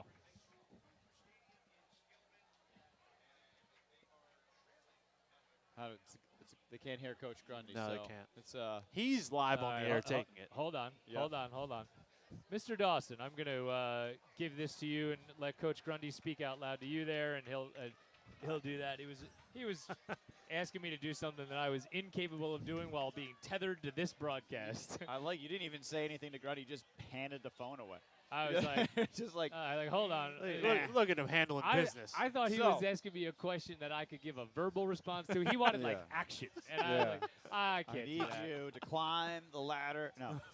It's so like, take the thing yeah. and move it over. No, I'm So out. big plays, big Big plays. plays and big plays. There you go. is We what, almost forgot Yeah, that you is gave what, a it- one- what, one-word what the answer. first half was all about. Some Somerville really. That's how they scored, man. We had in a couple of them we had them wrapped up, for either a loss or a minimal gain, but they were able to break loose and get that 58-yard touchdown. And we had equally, some big plays. Davino, some big catches down the sideline. Schmelzer with his insane running ability today, really, but getting a couple called back. So hopefully we can get back into some sustained drives because I feel like that hurts Somerville. I think that you're completely correct about all that. For whatever reason, my antenna just perked up. I don't like the kick return formation right now. This is like onside prone. For our kick return, I think. We're in an onside prone out here to the left. Well, maybe they saw something in film that indicates that Somerville likes to come out after the half and. No, I mean we're susceptible. Oh, you to think we're being susceptible onside to it? kicks here. No, I don't think so. I do. You got all the way out here on the left. You have nobody at the line of gain. There's the closest two guys are 3.5 yards off. And a little squibber, and it's taken at the 27. Is that Eddie? Eddie Kian will return it out to the 39. So great field position for Montgomery, but I like it. I had the heebie-jeebies on that one. And you weren't necessarily wrong. I don't know if they were trying to do a squib or if it was just an onside kick that didn't quite get the 3 hops. I think they're trying to keep the ball away from Mr. Davino. That would be a wise decision. Right? I saw at halftime. I saw Coach Carty Sr. Oh yeah. Yeah, and I got thinking. He told me that he's like, Hillsborough's up 7-3 on Ridge at half, and I'm like, that's got to be tough for him. He wants to go watch his kids coach football, and they both coach on Friday nights. Well, 2 of them coach on Fridays. Eubanks off the right side. Is Coach Carty Sr. proud to be an effing Blue Hen?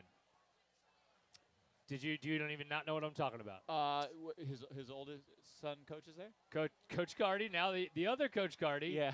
the head coach at Delaware, and Yeah. After his first win on national television Oh, I didn't see on this. CBS Sports Network, gave a post-game interview on the field and just said, "God, I'm proud to be an effing Blue Hen." Nice. Did he say? They had T-shirts made before they got off the bus. I love it. And he said it and it was like, oh man. Like, Did he say effing or did he say? No, he said the word. Oh, nice. he said the full Monty. Oh, it was pretty hilarious. I mean, it's on the YouTube. talk about becoming a legend week 1. Oh my God, that campus must have been going crazy. There's nobody that's a student on that campus that is never gonna love that guy for the rest of their lives. That's Like, you're the guy that did the thing. I've got your T-shirt. Schmelzer with play action. He's going to throw over the middle. Eddie's there. He's got it. He's behind the secondary. Eddie Kahn on his way. Can he get to the end zone? He does. Go get it. Love it. 55 yards. What a creative play Big call Eddie. from Carty. How long have we been waiting and talking about play action from under center? What a call from Sean Carty. Eddie Kahn on the receiving end, right up the seam, a la Tyler Young. Man, what a great pattern. What a great pattern. He hits the seam wide open. And we had muddle huddle and false start on Montgomery, so that didn't go the way they wanted. I mean, I think at this point you just line up in your offensive formation to try to get it. You got to go for it, right? You can't, right. This was my point from earlier. You got to go for it. And before we get to they don't got to go for it, apparently, according to. Now they take the points. It's unbelievable. It's going to be a fake. It's going to be glorious.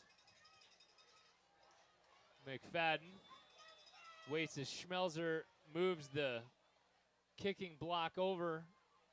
Good snap, good hold. McFadden's got plenty of leg. No, but he misses it left. Oh. So now Montgomery, ahead by 5, is in a precarious position should Somerville score. But I want to get back to that touchdown pass. So many high-level things to talk about on that play. Schmelzer turns his back to the defense, which you almost never see in high school football, and then comes back, feathers the ball over the linebacker. What the difficulty quotient on that play, scale of 1 to 10 for a high school quarterback, was about a 16. Yeah. You know what actually impressed me the most about it is the pressure that was coming off the sides, but for him just to be able to sit there composed enough to wait for Eddie to get the just right amount of space between him and the D-back, and then deliver just a beautiful pass was amazing. You can see in the feet of a quarterback whether he's got the chops to really make it big time. And that was the feat of a player who could be a big-time college quarterback. To your point, no panic. When the rush is bearing down on you and you know it's muddy, you know you're going to get hit, can you just be patient enough and say, I get it, they're going to hit me. But if I don't stand here and take it in the mush, we don't have a chance on this play. I mean, how many times do you see it in the NFL? A quarterback makes an amazing pass, and then they go back, and then you see him get lit up. That's what it takes to be a high-level passer. You have to be willing to wait to the last second to deliver. There's a flag and a face mask. Again, that was another one of those judging by the timing of the flag and where it was. So that's a personal foul penalty. So that's going to really put Somerville in pretty decent field position.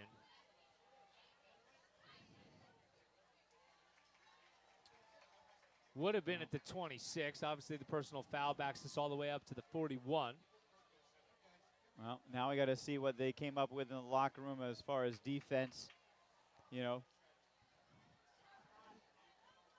think that I think they're going to make some changes. Hopefully, prevent that big play, like we were saying.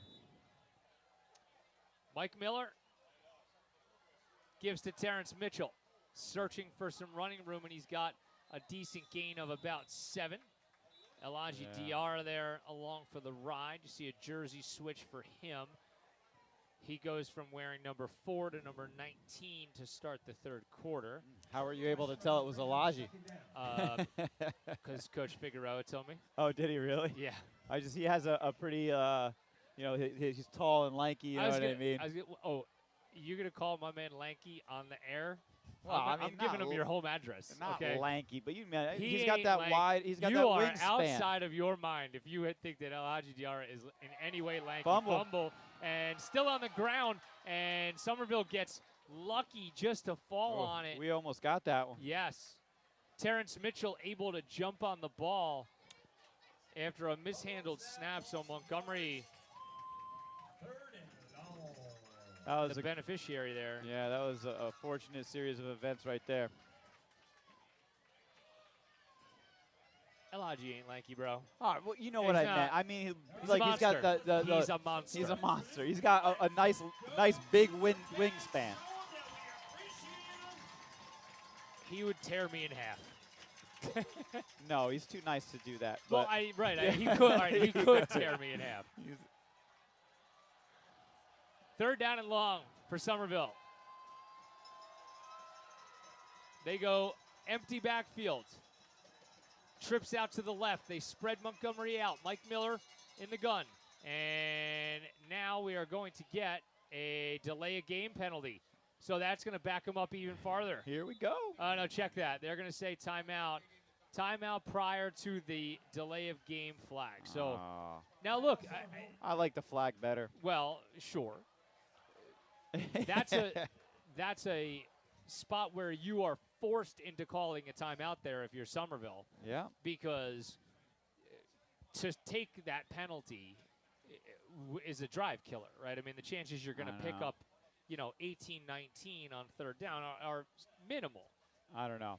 I almost take that penalty right now just because, you know what I mean? To save the timeout. To save the timeout, because the way this game is going, you really might need it. Those could be critical. And you know what is really going to sting is if Montgomery can get off the field after this play, because then you burned the timeout essentially for nothing. There is now such a heightened importance on this offensive play for Somerville. This better be your go-to play. And you got to think, because of that now, the chances that if they were to get 11 or 12, did they go for it? Yeah, because otherwise, I mean, they're in good field position to do that if they don't get the first down but get close. Montgomery's out leveraged here to the left of the formation. There's bad numbers if they swing it out. They're doing. Miller is going to throw, and it's dropped. They'd have been short, but they would have had that decision to make. Yeah, that's one of the situations where like he jumped for that ball, and all he had to do was stand his ground and put his hands out to catch it. You know what I mean? But you get that feeling that someone's near you, and you think that you're going to make the play, but they weren't really as close as you thought. Right. And you know what? He could have stayed on his feet and just come back to the ball. Yeah, just kept running instead of diving at it. You know, as soon as you put your body parallel to the ground, it makes it much more difficult to catch it. Wow, Keith Hollowell just absolutely made a smart decision, because I think that they might have gotten him for offside if he didn't back up just before the snap. Davino able to salvage a couple of yards in a risky decision to pick that one up, but Keith saved himself a talking to. Oh, there's no doubt about that.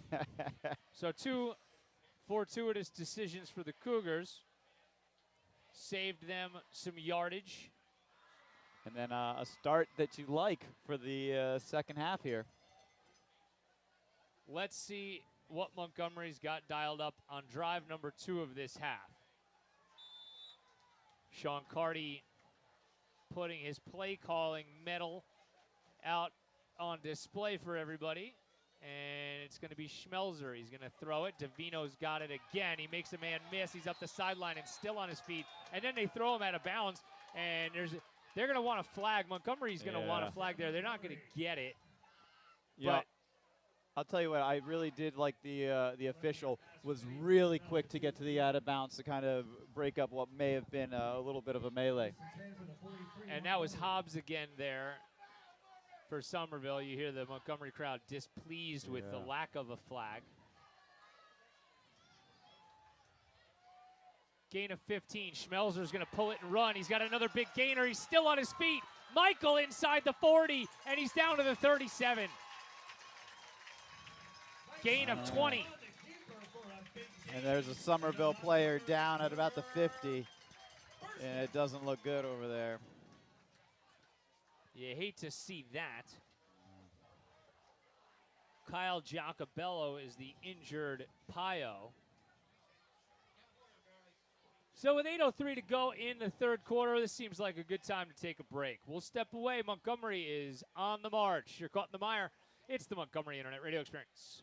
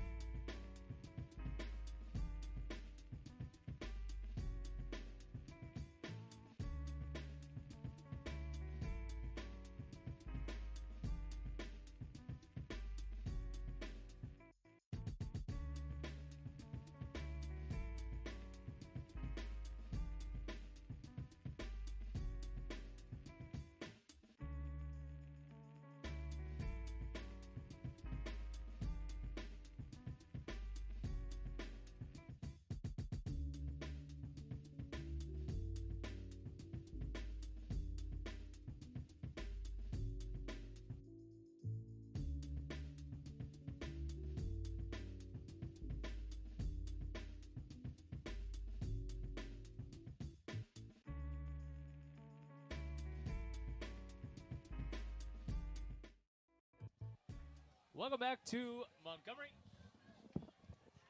Appreciate you spending your Friday night with us. Could spend it worse ways, like not with us. Yeah, that's one way to go. The smart ones are doing that and watching it on replay and fast forwarding through our idiocy. Oh, First no, down for stop. Montgomery. They're stuck with us. If they want to watch it, they got to hear it. Handoff goes inside. I love it. This drive is awesome. Tough yardage from Gavin Guidetti on that play. Gain of about 4. Tell you what, that play, Schmelzer running the ball, that little read option there, that's been money all night long. And he hasn't made a bad decision on it yet either. No. You know, 2nd down and 6 for the Cougs.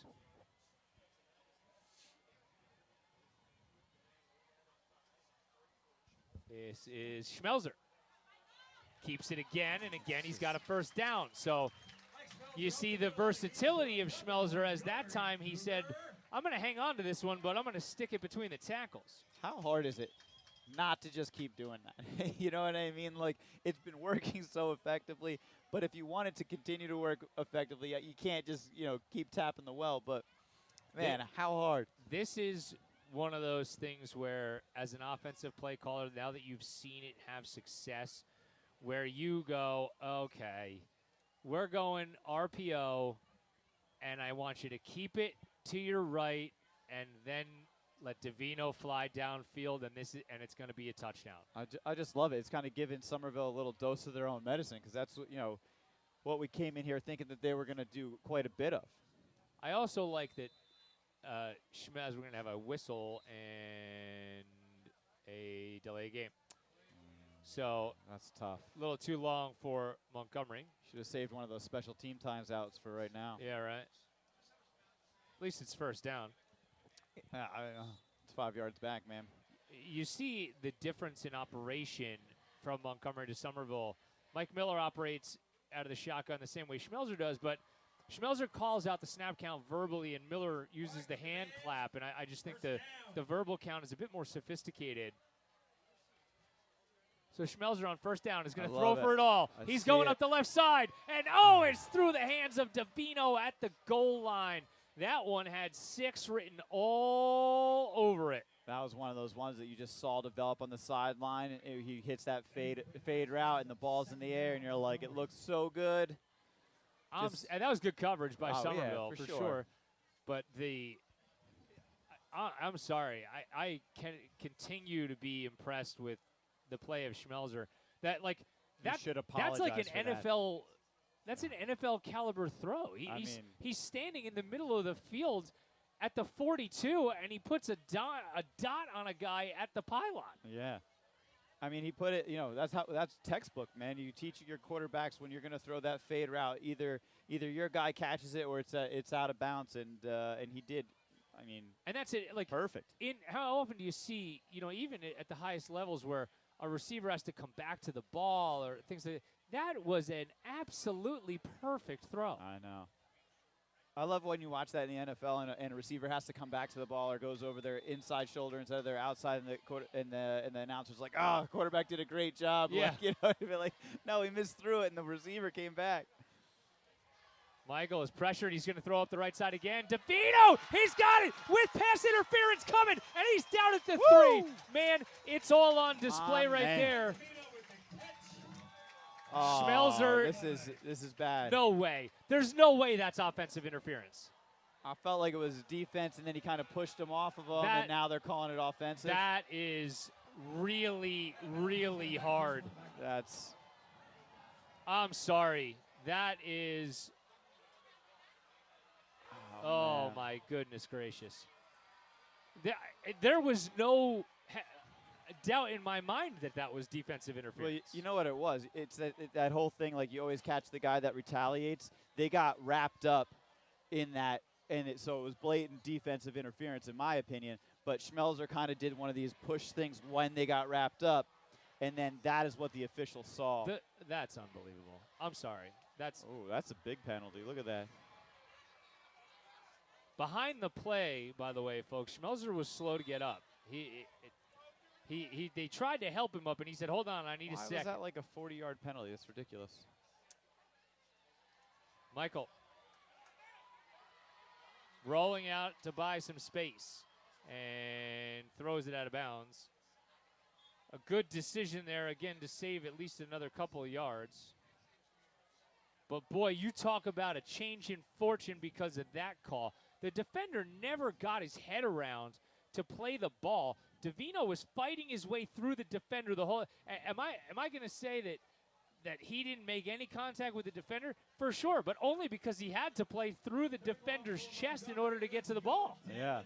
I hate that call. I mean, just to make matters worse, the defender was not even looking at the ball. And I know that's not a high school thing anymore, but still, like, you know, if you're not looking at the ball and you're wrapped up with the receiver, you're interfering. In my opinion, if you thought that there was offensive interference in that thing, then you don't have to throw any flag at all. Schmelzer's going to throw it into double coverage. He says, let me just get it to my favorite target. And he nearly came up with it. Makeup, Paul. Now Let's do it. see. Let's see. If this Let's is another get the offensive makeup call. interference, this place might go bananas. This will be defensive pass interference. Well, there you have it. He's like, I might have messed that one up. And you know what the funny thing is? Not much different than what happened It was the same offensive. play. You know, it was pretty much the same, except for now there was 2 Somerville defenders instead of 1. Ball, I believe, is going to get spotted all the way up at the 32-yard line, I believe. That's got to be a third down replay. Yeah, That's going to be a replay of third down. So now we're back to third and makeable. So, you know, now if you can get 7-8 on this play, you're go. This is 2 down territory now, assuming you get some normal positive yardage out of this. You know, what a positive that we can take away from this is through all this madness, you look at the clock, there's 5:40 left. This quarter has been flying by. 3 receivers. Eddie Kyan is the receiver split to the short side here. Oh, good Schmelzer block. is going to throw it up. There's a man there. Is he got it? Does he get a foot down? He Touchdown! does! Touchdown, Cougars! Ethan McManus Ah, man. went up over the defender and got a foot down. Touchdown. Unbelievable. 32 yards from Schmelzer to McManus. Very nice. Football gods weren't having it. They were like, we're giving this to you. You guys earned it. You talk about the range of emotion that just was between those plays. You think you're first and goal at the 3. You're backed all the way up. You get a DPI. Now you got a touchdown. Schmelzer is going to pull it down, and it's a fake, design fake, and they're going to get it. They got the extra point back. There we go. Everything going right for the Cougs. Cougars rolling, baby. Gavin Gadetti on the receiving end of that. And you know what? Schmelzer sold that as a bad snap. What a great job by Schmelzer. And you know it's designed that way because the second that Schmelzer just stood straight up, basically, it wasn't like there was much creativity to that. And I think that's where the creativity comes in because Gadetti then just leaked right off the edge, right into space. And it's tough to tackle a guy like Gadetti, who everybody said came into the season in phenomenal shape, despite the fact that he was battling illness. You know, To start the year. this is wow, what a fantastic last minute and a half for Montgomery. That was awesome. Oh, got some guys on the sideline cramping up. Mike Lopez comes limping off. Hopefully it's nothing serious. Somebody get some Gatorade for the boys, I please. know. Well, it was Good hot hell. today, you know. Wow. What an That was emotional roller coaster. That was awesome. Like, at one point, it was like second and like 30 or like that's insane. So Crazy. much fun. So much fun. This is Friday Night Lights at its finest.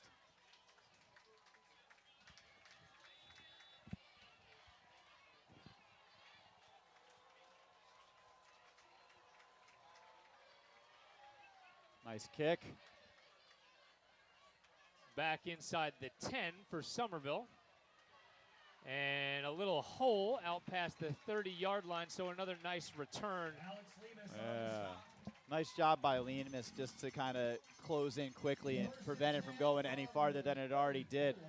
If I'm Somerville, I am really trying to get Wes Hackett a little more involved than he has been so far in this game. I mean, you saw the impact that he had in the first quarter, and they have not gone back to him either because it hasn't been there, but we haven't really seen a lot of even RPO attempt. It's been a lot of R and not a lot of P. Yeah. And you see it here as Miller is going to look to throw. 23 is wide open. And everybody fell down, and he was looking for Hack. Yeah. That was just a lucky misread for the Cougars because 23 is running a little post and had some good space in between him and the defender. Jason Sabella was the man that had a little bit of room.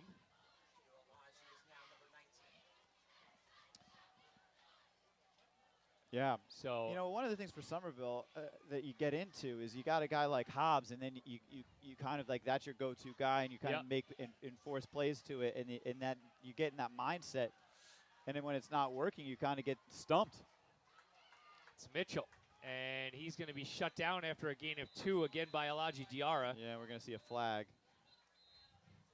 And we'll see.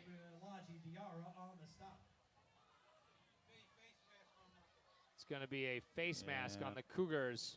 So that's going to move the sticks for Somerville. That's an unfortunate turn of events.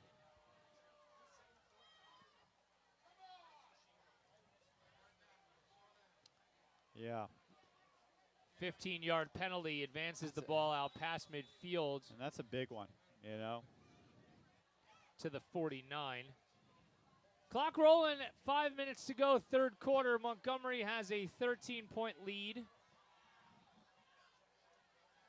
Good job by Miller to get that snap and get it into the belly of Mitchell as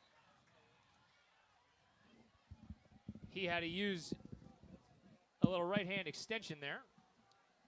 So Somerville really starting to move the ball, little chunks. Pogue doing some producing.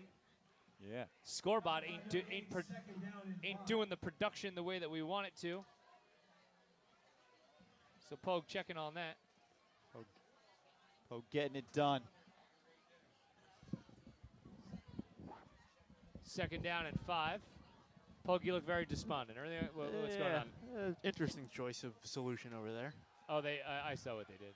Miller is going to throw Going for it deep. all. He's got 2 guys there between Montgomery defenders, and that is incomplete. That was decent coverage by the Cougs.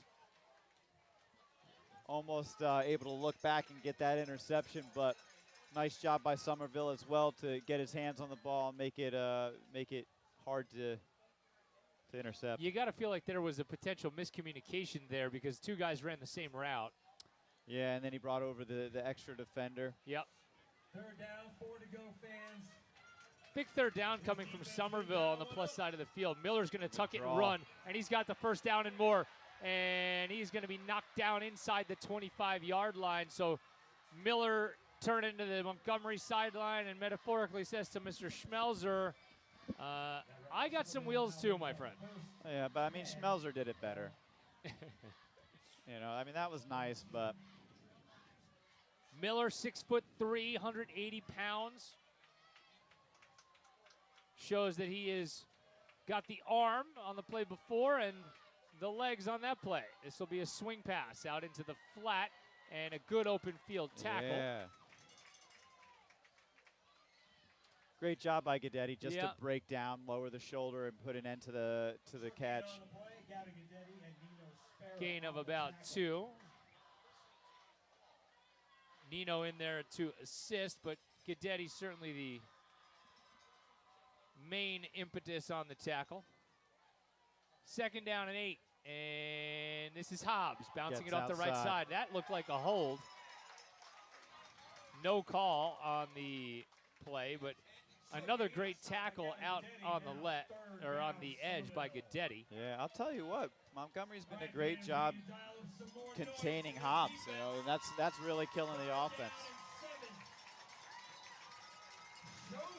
It's really been mostly Terrence Mitchell tonight for Yeah. Somerville, which is kind of surprising on its face. Well, I mean, Hobbs was rumored not to going to be play this game, so there's got to be maybe a little injury. Another draw. Miller again is going to pull it down and run, and he's going to be short. Big hit on the sideline. Joe Rossman. I love it.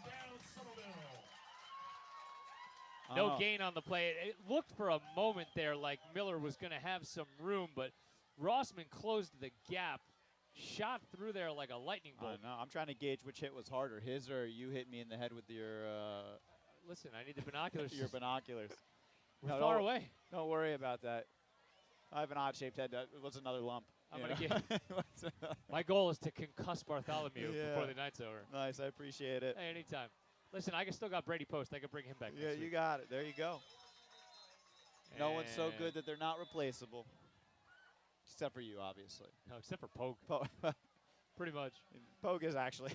Yeah, Pogue's pretty irreplaceable. I'm not going to lie.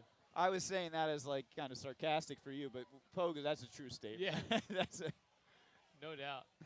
Pogue's so busy right now doing stuff he doesn't even know we're talking about him. Oh, I know. I've just learned to ignore a lot of it. Did you get any crap for coming to this game tonight? No, there was an agreement. Okay. Was it during Nora's nap time? No, I'll be picking up later tonight. Oh. There you go. You got bottle duty. So this is like metaphorically like if you're like a single guy out there and you don't really understand what we're talking about, like, and when I say single, I mean unmarried. But like, let's say you have a girlfriend and she says, yeah, you could go out. It's fine. Oh, yeah. And then like you go out with your friends and you come home and it's just big mistake. So it feels like one of those agreements. Yeah, it's probably fine. You just got to change the diapers when you go home. Yeah, but I mean, whatever. You know, if he was back at work right now and then coming here, that would probably be a but bigger yeah. bigger issue. But since he's home all day, she may prefer him not at home. Definitely sick of me by For a now. little Definitely. I find it hard to believe that someone could get sick of you, Pope. Live with me, man. Glock did it. He's not sick of you. Look where I live now. Yeah. You know how much I like living with Pogue? I almost died the day he left. Yeah. Here's Miller. He'll he's gonna step keep up it. on fourth Nope. down. Pulls the trigger, and is it caught? They do. Wow, what a connection inside the 5. First and goal for Somerville to Wow. quiet the crowd. That was a product of excellent blocking. Jason Sabella kept the feet in bounds to keep the Somerville drive alive. Miller rolled to his left. His line followed him, gave him enough time to make that pass. Keeper. Power formation. Miller on the keeper. Is he in? Is he in? He is. Touchdown, Somerville. Whew. A delayed signal from the official on the near sideline, but the hands went up, and that is 6 for the Pios. Yeah, it's always tough to see when you're an official and everyone's all in that scrum. But, you know, it's hard to stop a 1-yard gain. That was almost like a victory formation, but they ran out of it. Yeah. A penalty already? Was it Montgomery in the neutral zone? Not quite certain. Offsides on Montgomery. You had it correct to me.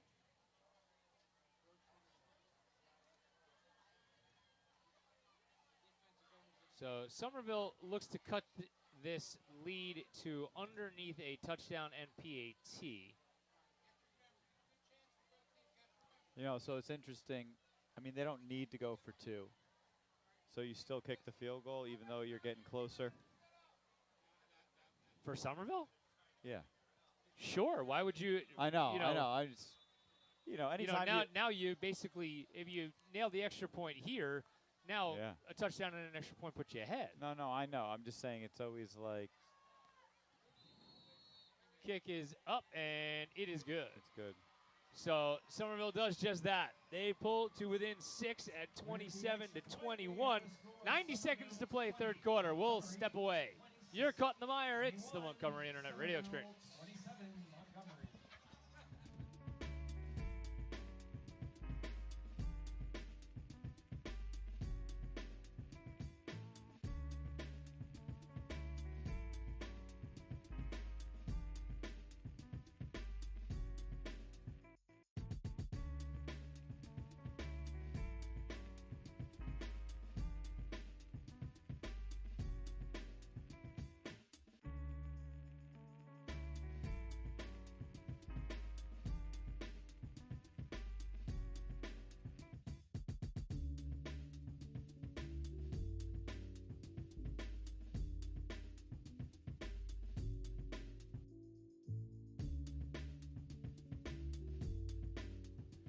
Welcome back here to Skillman.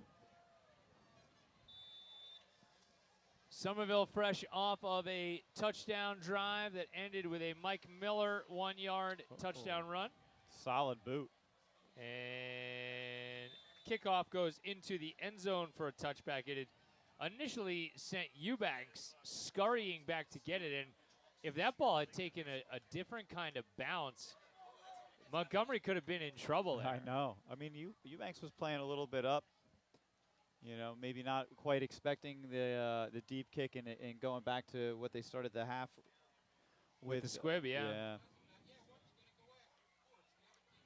It'll be 1st and 10 for Montgomery from the 20. An entertaining ball game for the home opener between two pretty talented teams. 20 up by Yeah. 6. Montgomery with 3 road victories to start the season. Most recently at Plainfield, at Franklin, and opening the season at Robbinsville.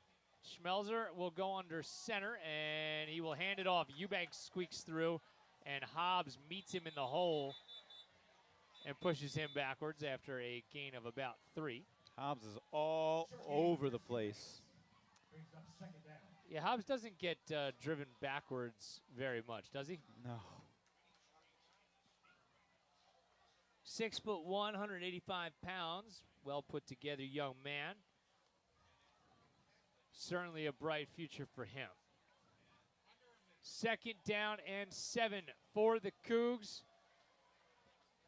13 personnel, 1 running back, 3 receivers. And High Schmelzer snap. again will give it to Eubanks, and he is going to be tackled after a minimal gain of about a yard. Joe Reyes was reaching out on the edge to try to throw that last block, but a good job by Somerville to stay into leverage. And Nice defensive series so far by Somerville. You know, this is one of the first times it's been like 3rd and you worry about it, you know? still, I'm still okay here. 3rd and 6. Yeah. Schmelzer gets an extra set of guidance from Sean Carty. He'll roll to his left. Good blocking. And he's going to pull it down and run. He's got the edge looking for the marker. He doesn't get there. Big stop by Somerville, and there's an injured Cougar on the backside of this play. And that is no bueno. You hope that that's Yeah. a cramp. Yeah, you see him moving. He's all right. Hopefully. Schmelzer ends up a couple yards shy of the 1st down. Can't see who the injured Cougar is just yet.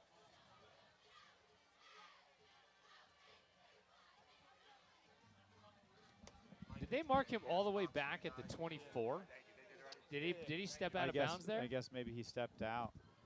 It didn't seem like he was anywhere near the sideline. It's just odd that they would not have blown the whistle there. There's an official right there. For him to step out and then, Yeah. you know what I mean? Like, it wasn't like he was blowing the whistle a ton and then they kept playing. Schmelzer's a little frustrated there.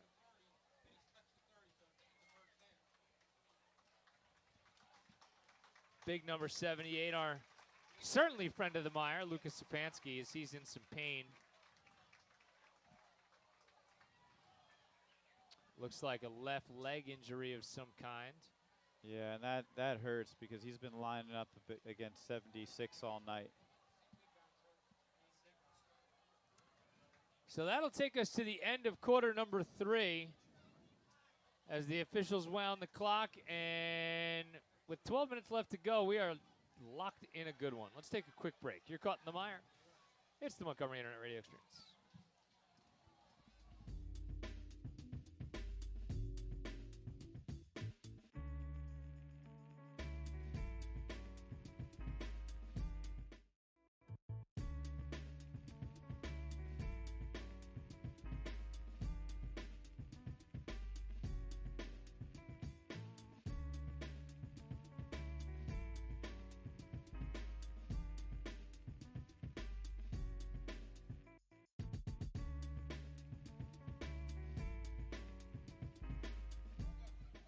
Welcome back to Skillman. Turns out we were all wrong. They gave Schmelzer the first down on that play. That's never happened before. We'll take that. We've never been wrong. Under center again. The give is to the up back Guidetti, and he's fighting for a couple of yards. He's got about 2. That's interesting. Yeah. I mean, It was just strange. I'd love to go back and watch that. I was just so surprised at it. You know. Well, you're in luck. You can go do that tonight. I guess. 2nd down and 8. Schmelzer's going to stay under center. And now we're going to have whistles and offside against Somerville. So a free 5 yards coming here for Montgomery. And you got to love that if you're a Cougar fan. So between the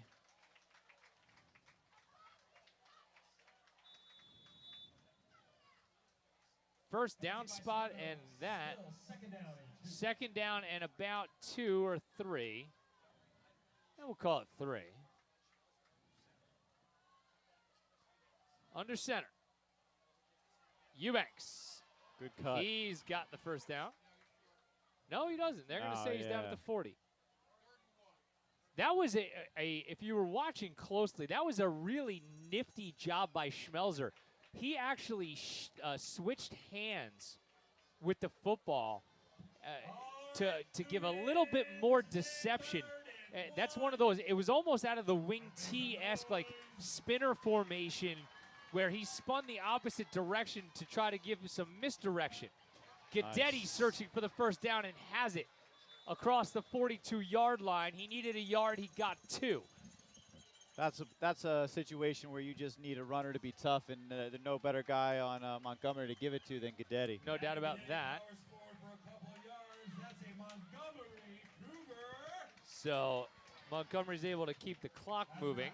That's what you want to do. Like I mean, I've been saying all night, but you want that long drive and cap it off with a touchdown. If you do that here, it's gonna be hard for Somerville to make the comeback.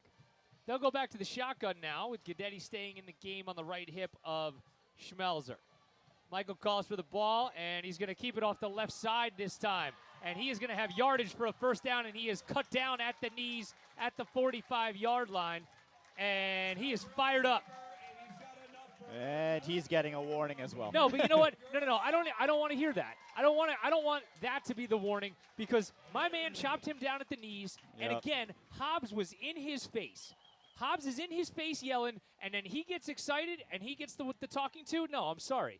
You think that the quarterback does that all on his own 6 seconds after he's tackled out of bounds? No, he did that because Hobbs stood over him and yelled at him. Come on. 100% agree. First down again for the Cougs. Schmelzer gives it to tuck that Guidetti. ball away. Woo. Gavin's all over it, don't worry. Yeah. Lost him Did you saw it though? No, Like I I thought did. he was trying to hand it back to, Like to a Schmelzer. Holding it like a loaf of bread, baby. I thought he was trying to give it back. No, I don't want this. You take it. Blow the whistle. Blow the whistle. Now, I wonder if that keeper off the left side there was a function of the fact that the snap was bad.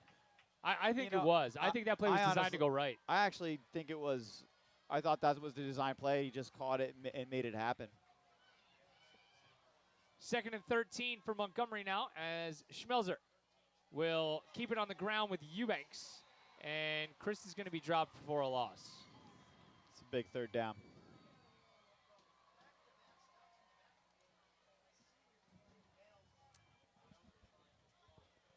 So a big third down coming out for Montgomery. One thing we absolutely know about Sean Carty is he is aggressive. So whatever's about to happen might be real creative. Yeah. Because this is a big third down play. I mean, you take the shot, right? McManus in motion. Schmelzer's going to keep it. Looking for running room. He's still on his feet, and they push him down at the 41-yard line. So a gain of about 6, and it'll bring up 4th down. I'm punting this. Yeah, I'm going for it. And what are we going to do? We're going to punt. Now, you probably got to hurry a little bit more here because they took, 4 or 5 extra seconds to make that decision. So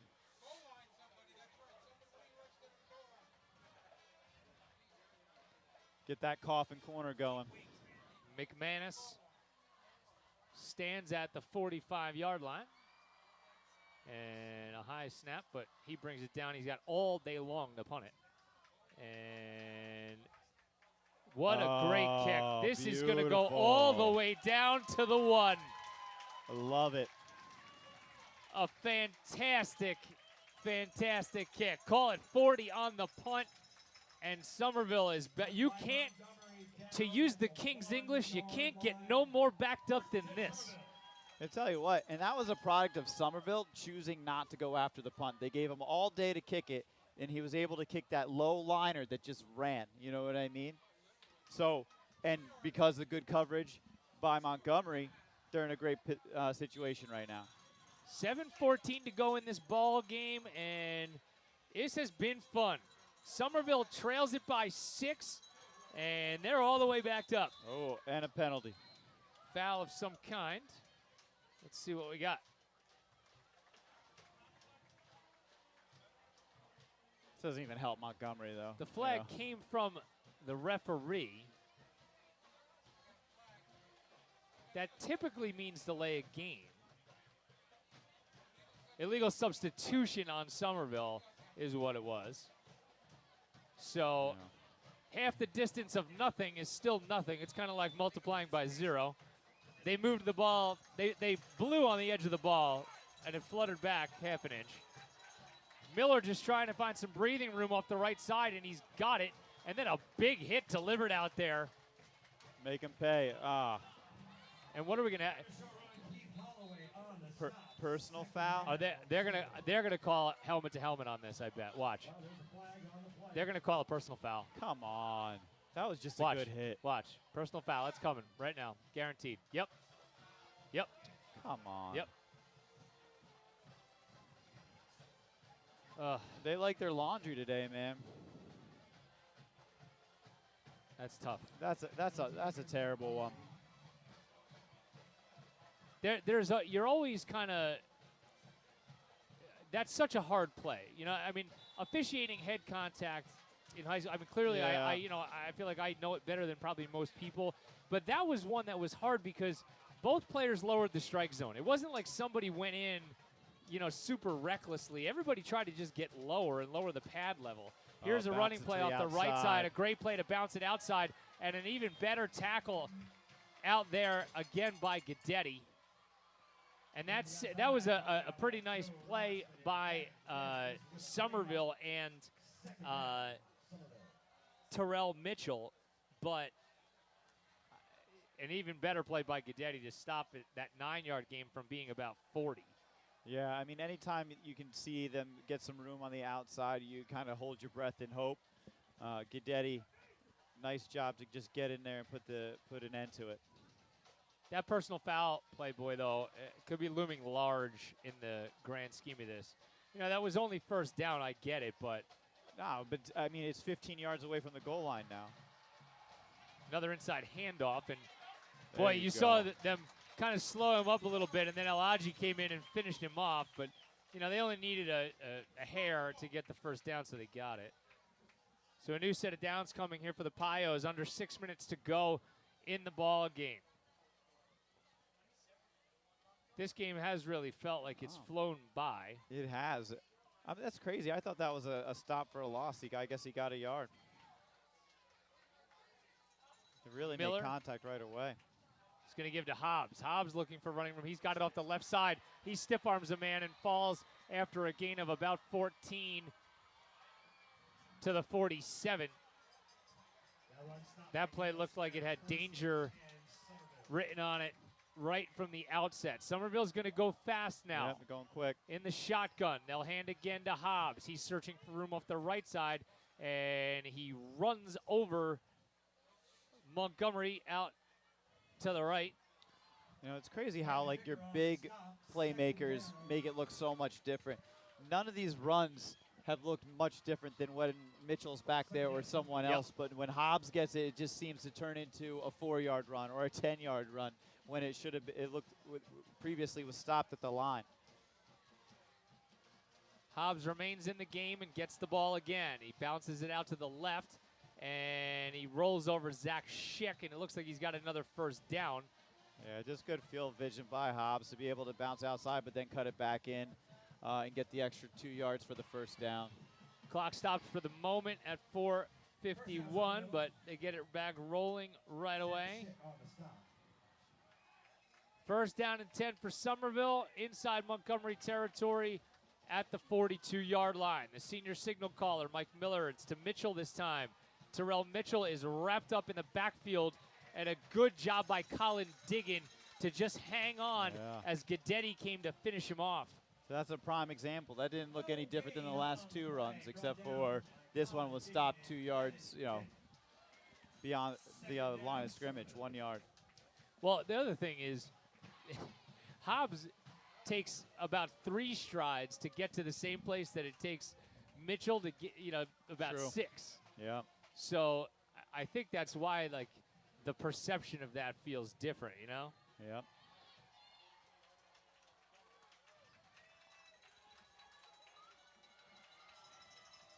Second down and long now for Somerville. They'll throw it out here to the right to Heck.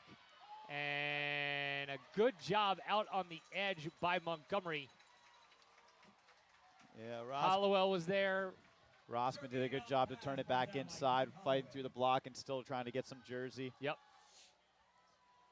Really limiting Wes Hack. So it's third down and long. You got to assume this is 4-down territory for Somerville. Empty backfield. Miller throws it out, and a great tackle out there. Here we go. Guidetti and Schick Biggest, limit him to no gain. biggest play of the game right here.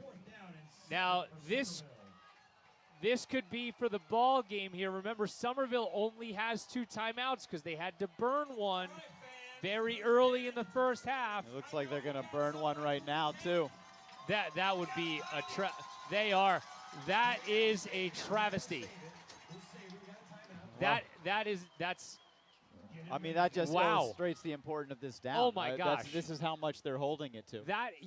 I cannot believe that they just had to use a timeout there. Now, so just play this out with me. You don't convert this first down, and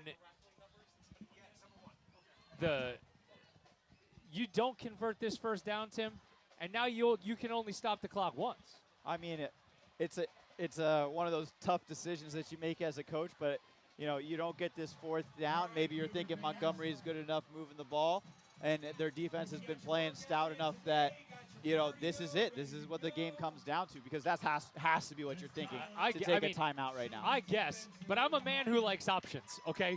And Yeah. God forbid you don't get everything you want on the first play. Crazy stuff happens in the last 2 minutes of football games. Yeah. I can tell you from personal experience. Yeah, I know. I've seen enough of them. I've been a part enough of them. 2:47 to go, 4th down and 7. Big play. Miller's in the gun. He's going to look to throw Getting for some it. pressure. Get him. They rush. They throw it out there. It's incomplete. That's a great play. And do you know what's going to be an underrated thing that just happened there? They're looking for Heck. Joe Rossman had Heck lined up if he caught that, he would have been short, and Yep. Rossman could have laid the wood. And the discipline from Rossman to not hit him there, because It's all beautiful. hitting him does there is potentially invite a personal foul. Oh, of course. In the way that the officials have been throwing flags tonight, like, that was just amazing. So Griff just texted us 1 first down, it's an over, and he is not incorrect. 1 first down, we got this. Cougars take over at the 39-yard line.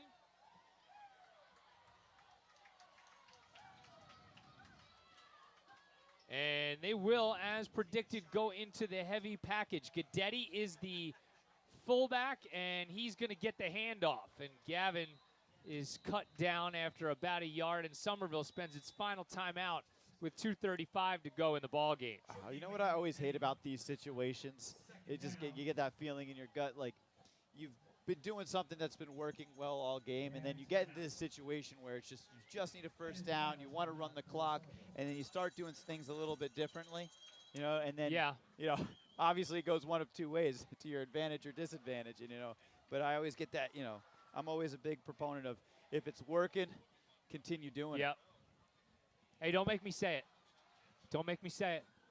Say it. I don't know what Naked boot. I want it. Oh, yeah. I want it. Go under center, fake it to Guidetti, keep the ball on your hip, and run it up the left side. You got all the room in the world over here back to the bottom side of your screen. Well, I mean, I don't necessarily disagree. Maybe not the naked boot, but like that read option's been working pretty well all day. See, I think that's why you do naked boot. I think they've seen read option. And on some level, you've probably during that timeout said, okay, if they come out in shotgun, somebody's got to account for 10, right? Now we've only seen that play once, Sean Carty. Yeah, I wouldn't be afraid to run some hitches. I know it's not going to happen, but it's Guidetti. Straight ahead. I hate that. I hate it. Another yard. Because now you put yourself in the position like, you throw a pass here, right? So now you essentially gave them another timeout. I'm not throwing a pass here. No way. So you're content run and punt? No, I'm content with naked bootleg for a first down. Yeah. That's what I'm content with. Just telling you. I feel like if you continue to say it all season for the rest, I'm going to speak it into existence. It's going to happen inadvertently. Look, I'm not Steph Curry. I don't need a good shooting percentage, baby. I'll just keep here piping on it. That's fine. The same way it happened the first time, you're going to fall into it. Luck into it. They will go out of the shotgun. Schmelzer's going to roll. Run the sticks. And he throws. He's got him in. Complete first down. There it is, baby. Ethan McManus with two humongous catches in this game. One for a touchdown and the other there to move the sticks with 1:40 to go in the game. Dude, what goes through that young man's mind when he's running that pattern? He knows he has it, and I said it earlier in the game. Like that sticks pattern's been working all night. Those hitches, and for him to be able to make that catch in that situation, that's tough. The confidence that they have in Mike Schmelzer is unbelievable, and rightly so. Oh, yeah. Rightly so. Just wait. No reason to go fast here. Now you take the knee as Schmelzer's in the victory formation, and they're going to just run the clock out. Can we say undefeated so far this season? 4-0. A big, big victory. Cougars coming out strong. Come on, Cougar fans, Cougar Den. Next week, we return home. Hamilton comes to Montgomery on a Friday night. Very Schmelzer nice. takes a knee, and I think that's going to do it. They're not going to need to take another snap. What an impressive game by the Cougs. Fired up rightly. Just a lot of smart decisions, a lot of big plays. really well-deserved win today. Montgomery sideline is about as happy as you could be. You gotta listen. As much as sometimes there's things we do in school that we don't love. Like Fridays, I have to do lunch duty, right? And I got to go in and monitor the lunch line, and then sit in the cafeteria and do whatever. Blah, blah.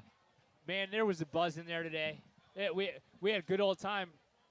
We had a good old time this afternoon at lunch because everybody was ready for tonight. Beautiful day. Yeah, good spirits. So when you see the kids celebrating like that, man, you just can't help but feel really, really good. This is going to be a fun place to be around for the next couple weeks. Let me tell you. That's the best part about being a coach, when you're able to see the kids put all the hard work, and then when they come out and they do the thing that you wanted them to do, or that they wanted to do, they completed their mission, whether it be on the football field or the track or the lacrosse field, and just seeing them be happy and celebrating. I love it. We're gonna get our alma mater going. Absolutely. As you can see, we get a shot of it there. But, Timmy, this is all the things that you think and hope can happen end up happening here tonight for Montgomery. A really, really talented Somerville team, not able to spoil the home opener for the Cougs. And, with the way the schedule has fallen now, when you start 3-0 all on the road, you come home with a huge emotional victory. And now it's just keeping the snowball rolling down the hill. Yeah, I mean, got a good chance next week against Hamilton, and once you get 4, 5 wins, then you start thinking, we're in this, man. We can do some things. This production of the MIRE, the sole property of the Montgomery Internet Radio Experience, as it always is. Not that anybody wants it, but you can't have it even if you did. Not without the express consent of basically me. So ask or nicely. Pope. Timmy, it depends. I would dole out that responsibility to you as well if the situation did arise. Though we'd probably have to clear that with my attorney standing next to you anyway. I just, that's too much responsibility for me. Unless you get that. I'll just come up here and do color. It's fine. Any use of it is prohibited. That was the dumbest thing I've ever done. I think I like it better when lot. you just spit it off like a, whatever those hosts are. Montgomery has defeated Somerville in the home opener of 2022, 27-21, and they remain 4-0 on the fledgling football season. Next Friday night against Hamilton, same Cougar time, same Cougar channel. For Matty, before I even sign off, it's good to have you back, buddy. Oh, thanks. Congratulations again to Matt and Amanda Pogue on the birth of Nora Jean Pogue last week.